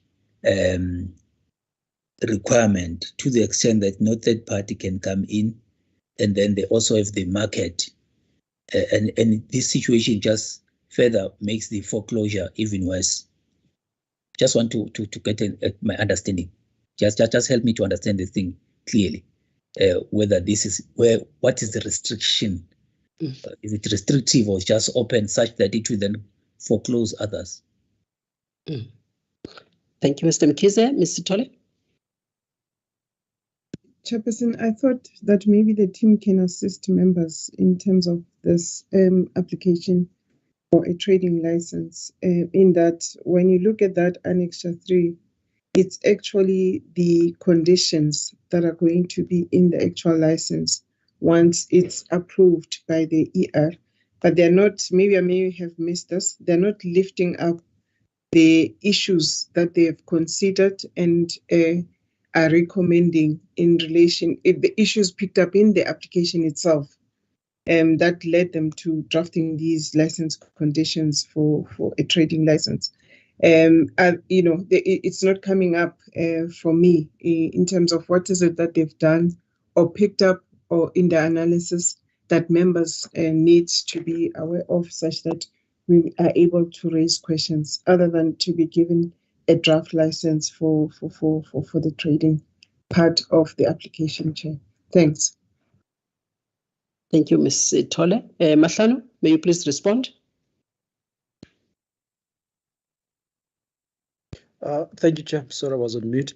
Yes, thank you, Chair. I think in covering Mr. Tole's question, I think we will have to enhance the actual submission, because the way we tend to craft trading, we tend to link it into the asset. We tend to speak more on the asset that is being licensed, and therefore the finances speak to trading. But however, we'll articulate clearly what is trading, because trading needs to have an applicant of a trading needs to have contracts with the infrastructure operators. It needs to have contracts with the customers, and therefore it needs to have contracts with the supply of gas, which is this, in this case, all of those things are in place, would lift them up and separately and put them as a trading when we are doing specifically the RFDs for the trading license. Yes, Ms. Tole, the license conditions are required in terms of trading, hence we put them here, but we'll separate and clearly articulate for the members to thank you, Chair. And then with regards to Mr. Mkhize, the trading, because the applicant will be using these assets, and therefore it is its own assets, like you would with other licensees. Therefore, it will be trading over these assets that it will be owning. Yes, as you've indicated, that it might have unintended consequences. However, as we indicated, that with trading, it will not be exclusive, because trading tends to have exclusivity if there is a laying of infrastructure. But in this case, the energy regulator will not impose trading, so that whoever is a third party using any of those assets will be able to trade the gas and not be foreclosed out. And if you've seen in the other infrastructures that we've licensed for trading, even in those ones, trading were exclusive on trading was limited only for a period of 5 years. So it was not open like it would if it was operation or construction of distribution infrastructure. I hope that I've answered Mr. Mkhize's question and Mr. Nomalanga. Thank you. Okay, I guess I don't see any follow-up from Mr. Mkhize. I saw the the thumbs up from Ms. Tole, and Mr. Sibanda is also covered by the response with regards to trading. The clarification there that trading can only take place if there's a specific technology that will be there to enable trading. So there's an enabler to trading. And let's hear Mr. Mkhize's follow-up question. Yeah, Chairperson, I'm just alluding to maybe the appropriateness, if you can just help me here, of taking the decision when what we actually are looking at are just the conditions.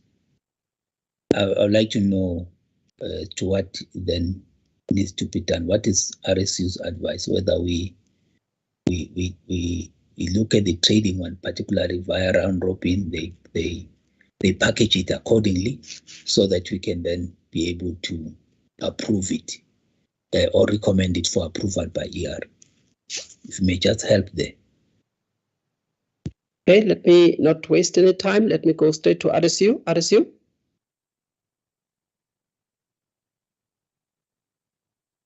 Chairperson, I might have not gotten Mr. Mkhize's question actually clearly, but my advice would be, if indeed maybe this committee gives some few things to be done, we normally trust that under the leadership of the chairperson, those that have been agreed upon will be incorporated. Otherwise, we encourage sometimes to share maybe with the members, maybe through emails, to say these are the changes that we are reflecting to the documents. Thanks, Chairperson. Thank you, Mr. Choko. Ms. Sithole? Thank you, Chair. I just thought that maybe I was trying to assist the committee in that particular point raised by Mr. Mkhize to say that can the team highlight the issues that they have picked up and what they have done in relation to this particular application. And I think verbally, Mr. Nayo did indicate that all that is outstanding is for him, as he had assured this committee that they would enhance that input in the submission. So I thought, in a way, we were covering that particular point as opposed to having the license conditions themselves in Annexure 3. And that was my understanding, that it was covered verbally, but it needs to be enhanced in the written submission. So I'm not, unless if I'm interpreting his response to my question in a different manner, Chair. Thank you, Chairperson. Thank you, Ms. Sithole. Yes, the first point there on trading, it arises obviously from section 15, read with section 16. Section 16 requires that trading be conducted separately from the other facilities. Other facilities, they must state that where are they going to be operated and located. Trading must be conducted. So within the framework of that requirement of conducting trading, Mr. Nayo stated that it is going to be conducted through specific or over specific assets. And those assets can be transmission, distribution, or even injected into whether it's going to be the compressed natural gas tanks and then be taken to the market, if that is going to be the case. So those are some of the examples of the assets that can be utilized to enable trading to be conducted. In addition to that, Mr. Nayo did explain that what the key requirements for trading that are stipulated in the rules are the contracts with the supplier, that there will be gas to be traded. So there must be the supplier that states that we will supply you with gas, so that then that gas can be available for purpose of trading. And then secondly, there must also be some off-take agreements or commitments, not agreements, commitments, that they will be able to trade this gas. So part of trading of this gas, obviously between the supplier of gas, in this case, will be Shell. Shell will then trade this gas to Car Power Ship, of which Car Power Ship will then use that gas to then for the electrons to generate power. So there is therefore that aspect. So and then those key considerations pertaining to trading were covered, and they are the ones that must now be also emphasized and be put in writing for members, if members now agree, because they have been explained verbally. In addition to that, the license conditions for both trading as well as regasification are already in the PEG, and they outline all of the other legal requirements that are in the Act as well as the rules, and all of that are covered in the proposed license conditions that are before the members, which is then the essence, apart from these other parts of the decision. So all of that are clearly stated. Mr. Chokwe, before I go back to the members for the decision. Thanks, Chairperson. I think I am trying to follow it a little, but what we can just indicate, Chairperson, is that indeed for the comfort of members, maybe indeed the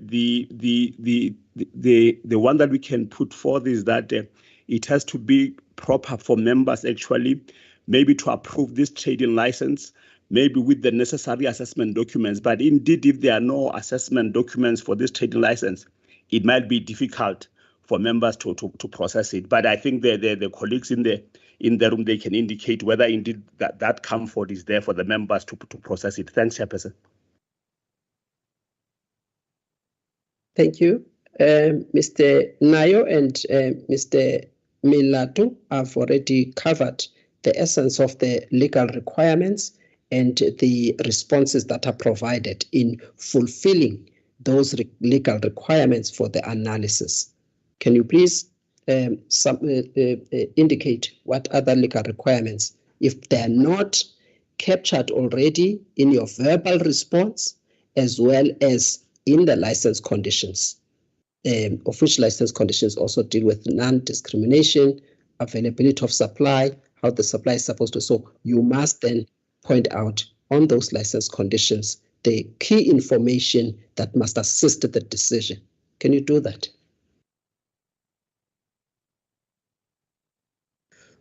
Thank you, Chair. I just wanted to indicate to the members that if we go on item 7 as indicated, that says supporting document. If we go on page 1 on the decision, we've listed all the 3 applications that are pertaining to each port.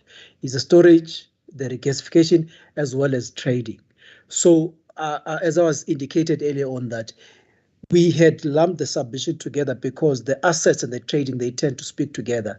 So I was saying that now as a board, as the members have directed, then it means we need to split, because when we do the trading, we'll repeat exactly the same information that is on this document. However, now it will only be license number for trading, speaking only to trading, even though it will still contain all of those assets. I'm saying that's where the error was. Hence, I was saying that we're going to submit a separate document now when we take the matter forward to the ER. So the matters of trading are covered, Chair, on this document. However, since they are together with the storage operation and where is the regasification, so they're not articulated clearly on their own, or they're not standing separately. So hence I said that when we'll split the document and make it such a way that it speaks directly to trading. However, if we speak to the submission as well as the proposed RFTs, they articulate that we are requesting the members to recommend the storage, the regasification, as well as trading. All those 3 elements, we are putting them there. Hence, we're saying that the actual license conditions now speaks to what we've already discovered in the submission. However, the board wants us to, the members want us to speak separate to trading. We'll do a separate document for that, Chair. I don't know if I've answered. Thank you, Chair. Members, I think we've deliberated on this sufficiently. It is for the members now to indicate whether they are comfortable to proceed with the trading aspect. Otherwise, we've spent more than 30 minutes on it. And we've got another commitment after this. If members are comfortable, they may indicate that they are comfortable. If they are not, then it will mean that we will have to consider another alternative.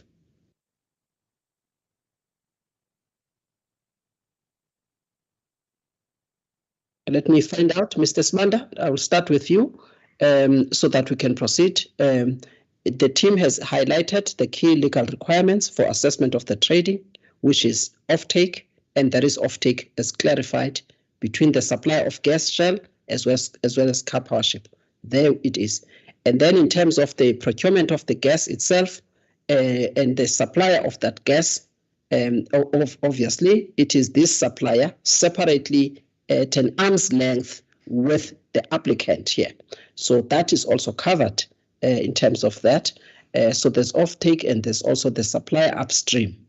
And then when it comes to the assets that will enable the trading, we've got, it will come after the regasification aspect, and that is the distribution pipeline. There is the distribution pipeline that has now already been approved. That is the second element of the analysis. The third part of the key requirements for the analysis are the ones that pertain to whether or not there is room or there is any justification for exclusivity. That question was answered right at the beginning. That is the fourth thing. The fifth thing on this, as the team has indicated, that they have license conditions dealing with all of the legal requirements are specified for trading, and those license conditions have been part of the PEC, and they lift all of the legal requirements specified in the Act as well as in the rules for trading, and they state that all of those have been fulfilled. I would like to understand, Mr. Sibanda, if you are comfortable with proceeding with the decision to recommend trading and also the license conditions that are specific to conducting of gas trading. Yeah, Chairperson. Chair, I think we should not be put in a difficult situation or position. And in principle, I do not have any difficulties. And the team has indicated that the issues of trading were considered as part and parcel of the other activities. However, Chair, I think it will help in future that those issues must be lifted up so that when we make a decision, we are clear in terms of what is it that we're talking about, what is the impact of trading in the market, and so forth and so on. But because we have the record of the meeting and the verbal presentation by the team going to ER, I think we should have that particular analysis clearly and separate from the other activities so that it's clear that the kind of decision that we are making. Thank you, Chair. Sorry, thank you, Mr. Sibanda. Let me go to Mr. Tola. You had your hand up. Mr. Tola, if you may come in, and then I'll go to Mr. Mkhize as well. Okay, Chairperson, I'm fine with the assessment made by the team with regard to this particular application. However, probably the packaging may be confusing or maybe have been a challenge for members, and I think the team can improve on it. And from where I'm sitting, in terms of submission, we have had written and verbal submission.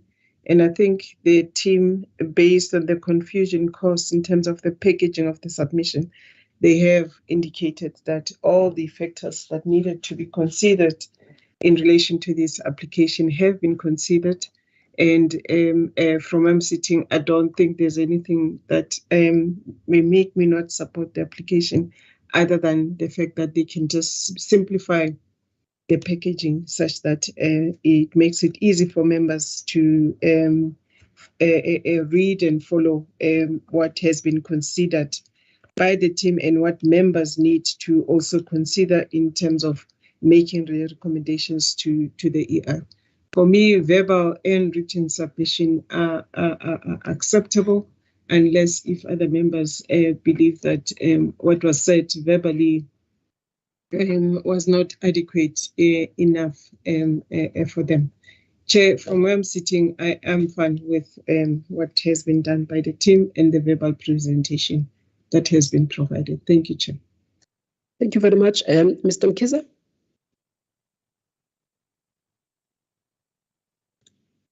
Thank you.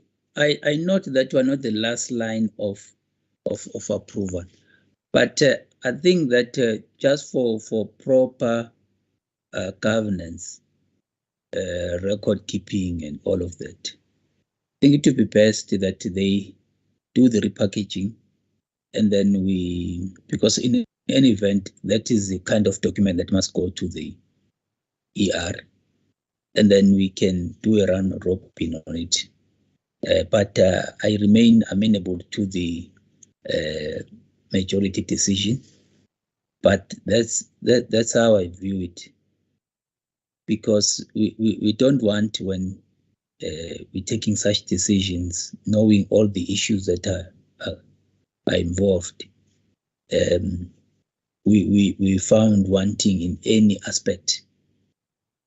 So for me, I think that would actually be more helpful. I'm coming from the position of my own predicament earlier, as you'll appreciate the time frames that are involved in this.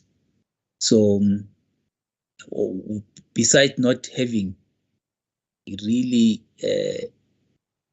issues as such, but I think it will be more appropriate that we follow that route, because the packaging in any event is what would be required going to ER, and it will also give one an opportunity to comment if need be, because we also want ER to be efficient, such that we don't have the same committee members raising issues when we go to an ER meeting, because there, Chair, you will be presenting actually with our support as what we have recommended as a committee. Thank you. Okay, thank you. Members, at this point in time, without delaying the proceedings of the committee, I would then say that although it would not be convenient for given the time frame that we have, but also in understanding all of the issues and having them done at the same time, but we have taken the time to deliberate on the gas trading. So I would then say that if members agree by show of hands, let the packaging be properly done and then be approved via round robin to the ER, and that must be done at least submission be circulated this afternoon to the members, because there is no time if that can be done. Members, by show of hands, that the gas trading, as well as the, if I make deal also with the gas regasification, the issues are the same, members, so that we don't waste any more time. We have exceeded the time that was granted for this meeting. Well, not necessarily, but I think we are remaining with few minutes. So can we, by show of hands, members, agree that the decision for the gas trading as well as the gas regasification, so that the issues of analysis be highlighted in a submission? Can that be the decision of the committee for those two? Operation of the gas regasification facility, as well as the license for conducting gas trading. Thank you, Mr. Sibanda. Thanks, Mr. Mkhize, Ms. Sithole, and I also support, and that then the covering submissions and RFDs must then be done for those and for all of them, by the way, when the matter is taken to the ER.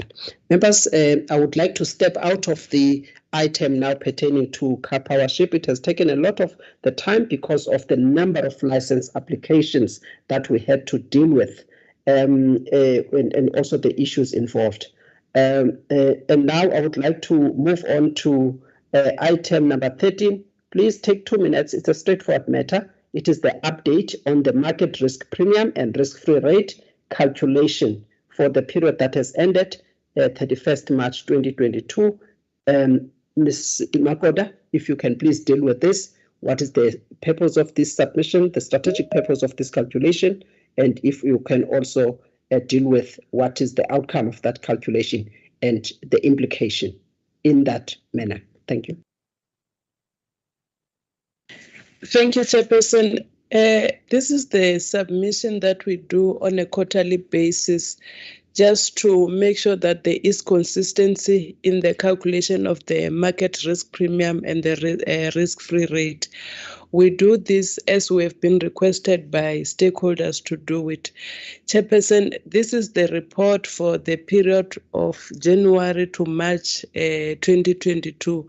In this period, we have done the calculation which shows an increase in the market risk premium and the decrease in the risk-free premium, in the risk-free rate. We are requesting that the committee note this and also note that this is to be published on the NERSA website. Thank you, Chair. Thanks, Ms. Makoda. Members, do you have any comments or areas of improvement or clarification on this submission? By show of hands, members. None from me, Chair. Thank you very much. Okay, I don't see any other hand from my two other colleagues. If not, may I then go to the recommendations, and the recommendations that the committee is requested to note the calculation that has been done on the market risk premium and the risk-free rate, and these will actually be considered in the calculation of the tariffs and also I think the maximum prices, because we do have the trading margin aspect of the maximum prices. So this information is important for the market, and it is also important for NERSA. And that is the strategic purpose and the application of this for transparency purposes. So the recommendation is that the PGS must note the updated risk-free rate, and that information covers information up until 31st March 2022, and that this information or this document must be published on the NERSA website. By show of hands, members.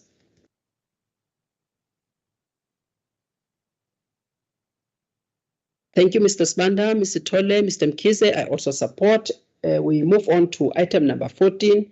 Item number 14 is the ROMCO gas transportation agreement tariff for the period starting from 1st January 2022 up until 31st March 2022. And that is, in terms of the agreement, this is considered as quarter one tariffs for the ROMCO main line from Mozambique to Secunda, South Africa. Please take us through this and explain the change in that tariff. What necessitated the change? Thank you, Chairperson. Chairperson, this is the ROMCO tariff for the volumes below 120 million gigajoule per annum.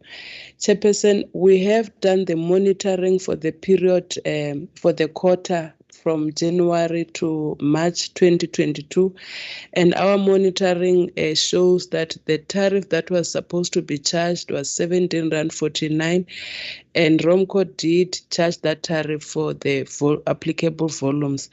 Chair, what we also do is we also calculate what will be the tariff in the coming quarter up until June, and our calculation shows that this tariff should be 18.03 rand, and it translates to a 3.08% increase from the previous quarter of 17.09 rand. We are requesting the committee to note this tariff. Thank you, Chair. Thank you, Ms. Magoda. Members here just understand our regulatory mandate when it comes to this, because it's already prescribed and is in terms of the regulatory agreement with the gas coming from Mozambique on that pipeline. And the only part that we are required to look at for now is just the monitoring function, not the functions of approval and regulate. So we only have that aspect for now. And in terms of Section 4H of the Gas Act, so the monitoring confirms the calculation that has been done by NERSA. Do members have any other questions in relation to the calculation and the monitoring that was done? If Ms. Sitole? Chair, just for clarity's sake, I heard Ms. Magoda saying in terms of the prediction for the next quarter, there is an anticipated increase of 3.08%. I just want to find out whether if it's lower or higher, how do we normally deal with it? I may have missed this in past meetings, but I just thought of it now to say that if we are predicting that in the next quarter, there's going to be an increase. What if that increase is not exactly the way we are predicting it? It may be lower or it may be more than what we are saying in terms of the 3.08%. If I can be provided with clarity on that, I'll appreciate it. Thank you, ma'am. Thank you. Thank you, Mr. Tole. Ms. Magoda? Thank you, Chairperson. In terms of the calculation of this tariff, we use historical information to be able to calculate what will be the tariff for the next quarter. And in this regard, we have used the previous quarter's PPI to calculate what will be the tariff for the coming quarter. And therefore, it means then that ROMCO is supposed to charge based on this particular tariff. And at the end of the quarter, we do monitor to make sure that they charged as per our calculations. So it will not be that it will be higher than what we have provided for, because this is just based on the PPI for the previous quarter. Thank you, Chair. Okay, thank you. I think the simplification is that the information, sources of information are from Stats SA for the PPI. And then for the monitoring, it will come from ROMCO so that we see how much they have charged. And now that we are already in May, then we do have some information that has enabled the team to now do the calculation for the next period. So once that the end of the period comes, then they will be able to see if they have charged in accordance with the changes in the producer price index. So I think that's why they were able to calculate for the next quarter. Mr. Mkhize? Chairperson, I just want to check here. The invoices there, are they confidential? And if they are, then they should just indicate that as such. That will help. But there are figures there when I look at the unit price, the quantity with the unit used. I'm not so sure if they really, in terms of corresponding with the figures that are provided. I just want to get clarity here. The 17.49. Okay. How does it correspond with the unit price provided there? Ms. Pokota, please clarify the calculation, because you're not, just calculate, just indicate the calculation, how it is done. I think the purpose of the invoice is what you need to indicate. The purpose of the invoice is to reflect how much ROMCO has charged the customer. But so far as this tariff is concerned, so the 17 rands 49 per gigajoule, it is what the invoice should then reflect up for the period ended 31st March. That's what needs to happen. So please add on that. Yes, Chairperson, when you look at the invoice, you will see that there is a South African side and the Mozambique side. And when you combine the two, it should give you 17.49. I was just trying to get to the invoice, the specific invoice, but that is how we normally do it. So each invoice should reflect what ROMCO charged, and we compare it with our calculations to see if they did comply. And the two invoices are for the South African and the Mozambique side, and the two invoices should then add to 17.49. Chair. Thank you. Mr. Mkhize? Yes, Chair. Is it clear? Okay. But they should just have to indicate that very clearly in the submission itself. But now I understand. Thank you. All right. Thank you very much. Members, are you then happy to note these calculations and the fact that the calculated tariff and the one that was charged by ROMCO are in compliance in terms of the method, in terms of the pricing formula that was prescribed in the agreement? So there is compliance for that quarter one, which is what the decision requires for now. By show of hands, members, showing that you note that tariff for GTA1. Thank you, Mr. Smanda, Mr. Mkhize, Ms. Sitole, and I also support. We move on to item number 15, and item number 15 is the report on the determination as well as the implementation of applicable codes and standards for safe and efficient operation of gas facilities. Please take the matter as read and highlight the key issues and the significance of this exercise. Yeah, thank you, Chairperson. as you've mentioned, that this is the, the report on the determination and implementation of applicable codes and standards for the efficient and safe construction, operation, and maintenance on this one, on CNG and LNG facilities. So a brief background, Chairperson, on this one.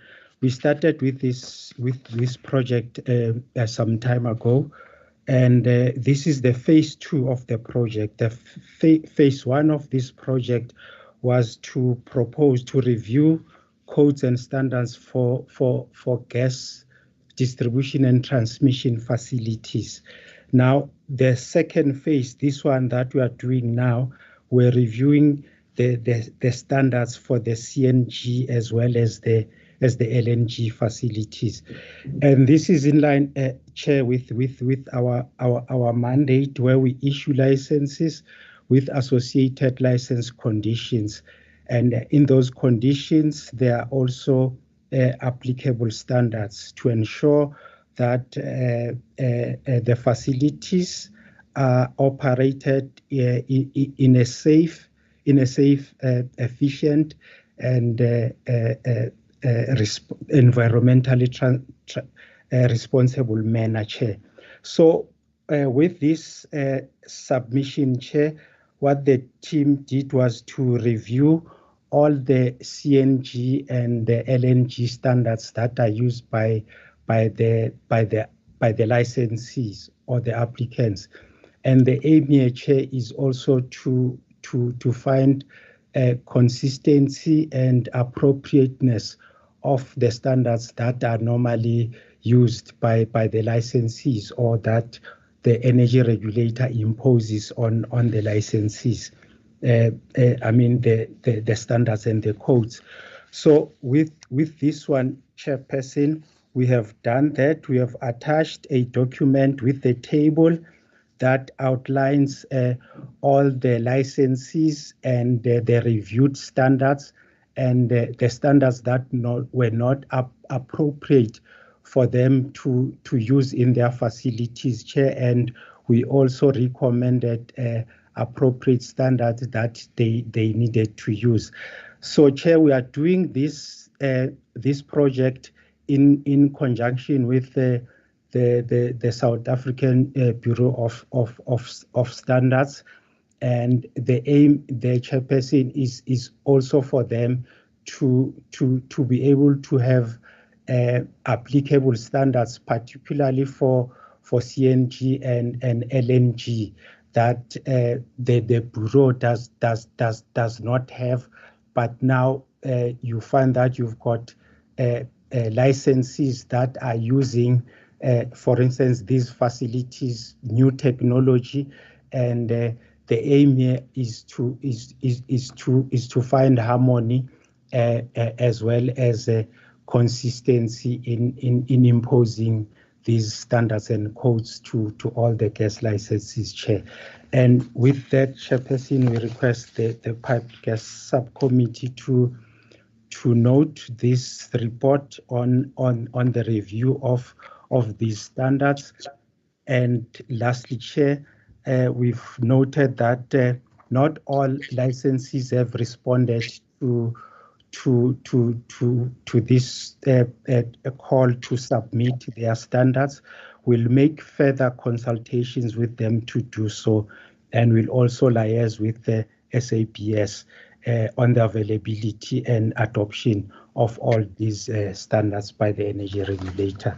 Thank you, Chairperson. Thank you, Mr. Melatu. Members, the matter is open for discussion. If you have any questions of clarity and additional points to be added, perhaps, members, you can raise your hand. I'll start with you, Ms. Sithole.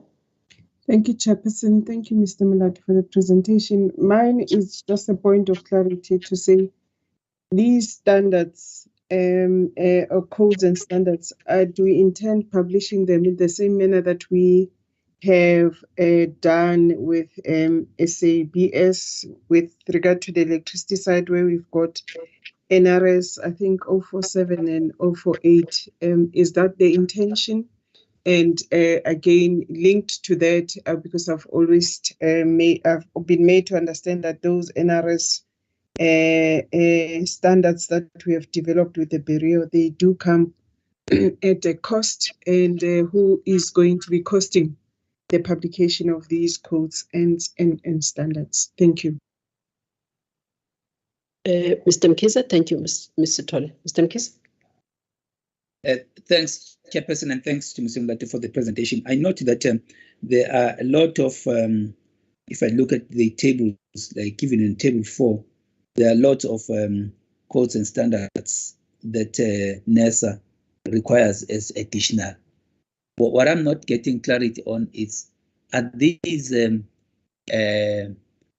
duplicated or not? You know, like you'll have a standard that is, let's say, it's applicable in terms of in American standard, then you've got another European standard, and that is applicable to the country. But they're of a nature that one can use either or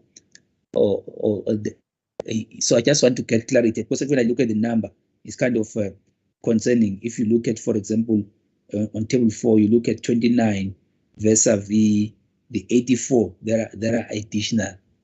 I just wanted to get the clarity, and then the not necessarily looking at financial aspects only, is to look at what would take to then comply with those standards, and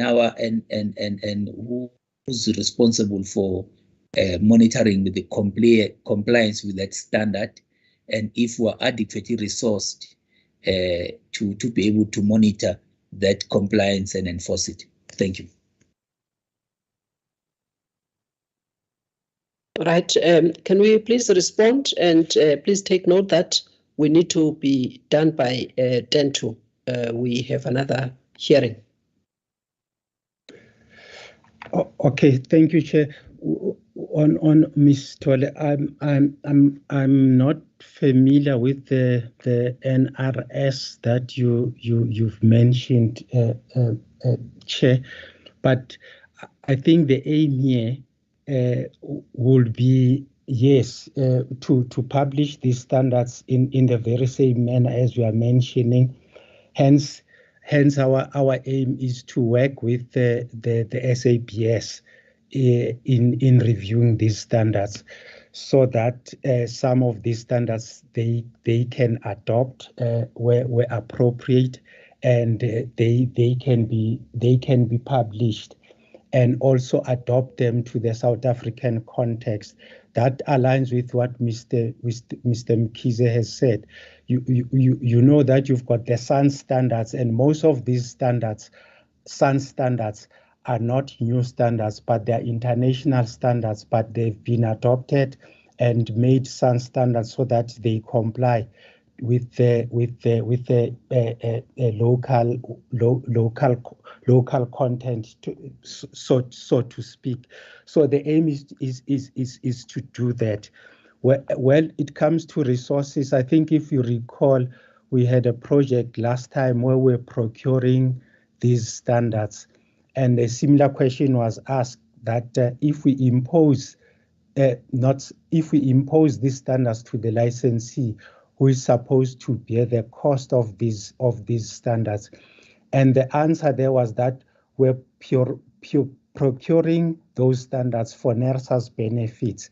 And also there are new entrants in the industry who might not have the necessary capital to be able to procure some of these standards. So our aim is to get them, so that when you impose them, you must make sure that the licensees will be in a position to have them, so that it becomes easier for the energy regulator to do compliance with these standards on these licenses. Well, as to the number, Mr. Mkhize, yes, some of these standards might be duplications, because you might have a SAN standards that, for instance, is an AGA standards in the American versions. But the aim of this exercise was to try to separate these standards according to specific licenses applied for. For instance, you'll find that you've got a trading license, you've got an operation license, but in the operation license, you've got standards that have to do with constructions. And in that way, you'll find that these are not appropriate standards to be used on a construction license. So the aim is to try to separate these standards so that they are appropriate to a specific license and the conditions. Thank you, Chairperson. Right, thank you. Thank you for that comprehensive explanation. Are members now happy to approve this the report on these standards, noting that this is the living document currently, because we need from time to time to monitor the adequacy and effectiveness of these standards, and also to compare with other local organizations and check and do consultations also with the licensees in the future. So with that, members, can we then approve and these standards as proposed? By show of hands, members. Chair, I approve just the need to just zoom into the key objective as well as enhance this accordingly as we have put forth these questions. Thank you. Okay, thank you very much. If you can incorporate those key issues so that you make them much clearer in this report, and also ensuring that there's a need to periodically review these standards to ensure adequacy and ensure increased compliance, and also undertake consultations with licensees and take into account local standards that are aligned to the SANS standards. Thank you, members. I've noted your approval, Mr. Sibanda, Ms. Sithole, as well as Mr. It's actually noting, not approval. Sorry, noting. Yes. Yes. Yes. Thanks. Thanks, Ms. Sithole. So it is for noting, and also with the enhancements as provided. I've noted, members, your noting of this matter.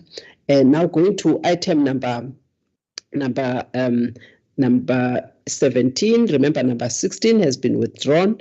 Number 17 is just the Sasol Gas's monthly gas volume balance for the month of March 2022. Please take the matter as read and indicate two things: whether with the volumes that we have received so far, they do give an indication that they will first meet the minimum volumes in terms of 120 million gigajoules for the GTA1 tariff, as well as 27 million gigajoules, as well as 7.8 million gigajoules. All of those volumes that are required, and also deal with the variance.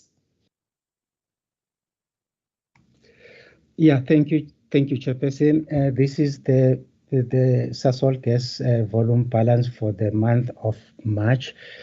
With this one, Chairperson, the variance for March is under 1%, which is in line with our expectations. And Chair, as you are aware, this is the March report, which in terms of the end of the financial year, NERSA's financial year. So we've made calculations based on the volumes of gas sent to South Africa by Sasol in the 2021-22 financial year. So if you look there at in figure 3, Chairperson, so it's a bar chart that outlines the yearly volume of gas sent from first gas in 2004 to the current financial year. So you can see that it says 151, Chairperson. And in terms of the 3 GTAs that you've mentioned, Chairperson, our expectation is to get around 160.8 million gigajoules of gas. But in terms of the agreement, Chair, Sasol met the 120 million gigajoules for the GTA 1, but then for GTA 2 and 3, they ran short of meeting those obligations. So we've got 151. So if you look at that bar charts, it is the lowest since 2014. And that chairperson Sasol explains that with the declines in the gas volumes in Mozambique, the gas volumes in that financial year, the contributory factor to those limitations were both economic conditions, market demand, as well as operational issues, Chairperson.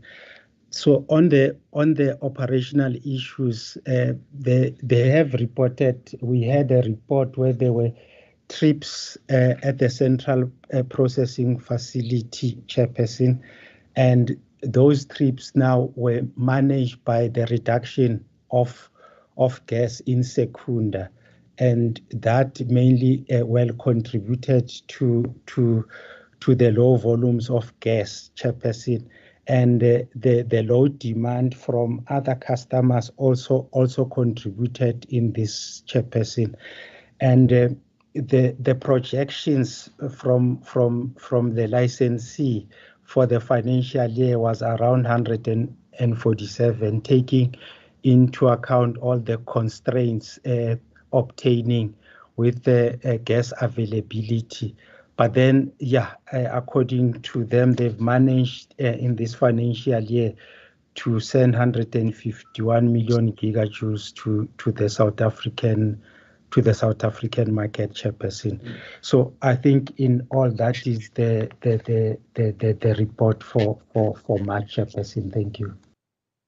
Thank you very much. I think next time, just because of the explanation you've given, you need to relook into that section, paragraph 10.5 of the submission, so that what you are explaining does not confuse members in the way that you have couched, and also given the total of about 149 million gigajoules there in total, because there's a period for purposes of the levies, which is now when you start from April of each year up until March. And it does not, obviously, is not aligned with the period that we're looking at in terms of the purpose of the agreement, which is then the March, because we end to February for our purpose. So you must always draw that distinction, because the volumes are not going to be the same for purposes of ensuring tax as well as meeting the requirements for the levies. They will be aligned to NERSA's APP and financial year. But for our purpose, we always start from March of each year, and the total there will always be different. Just to clarify for the benefit of the members to understand the different periods and totals associated with that.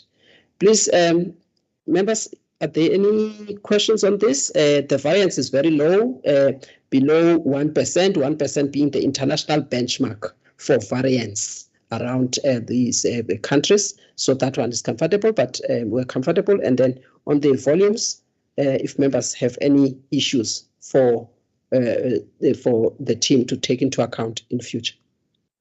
By show of hands, members, if you have any.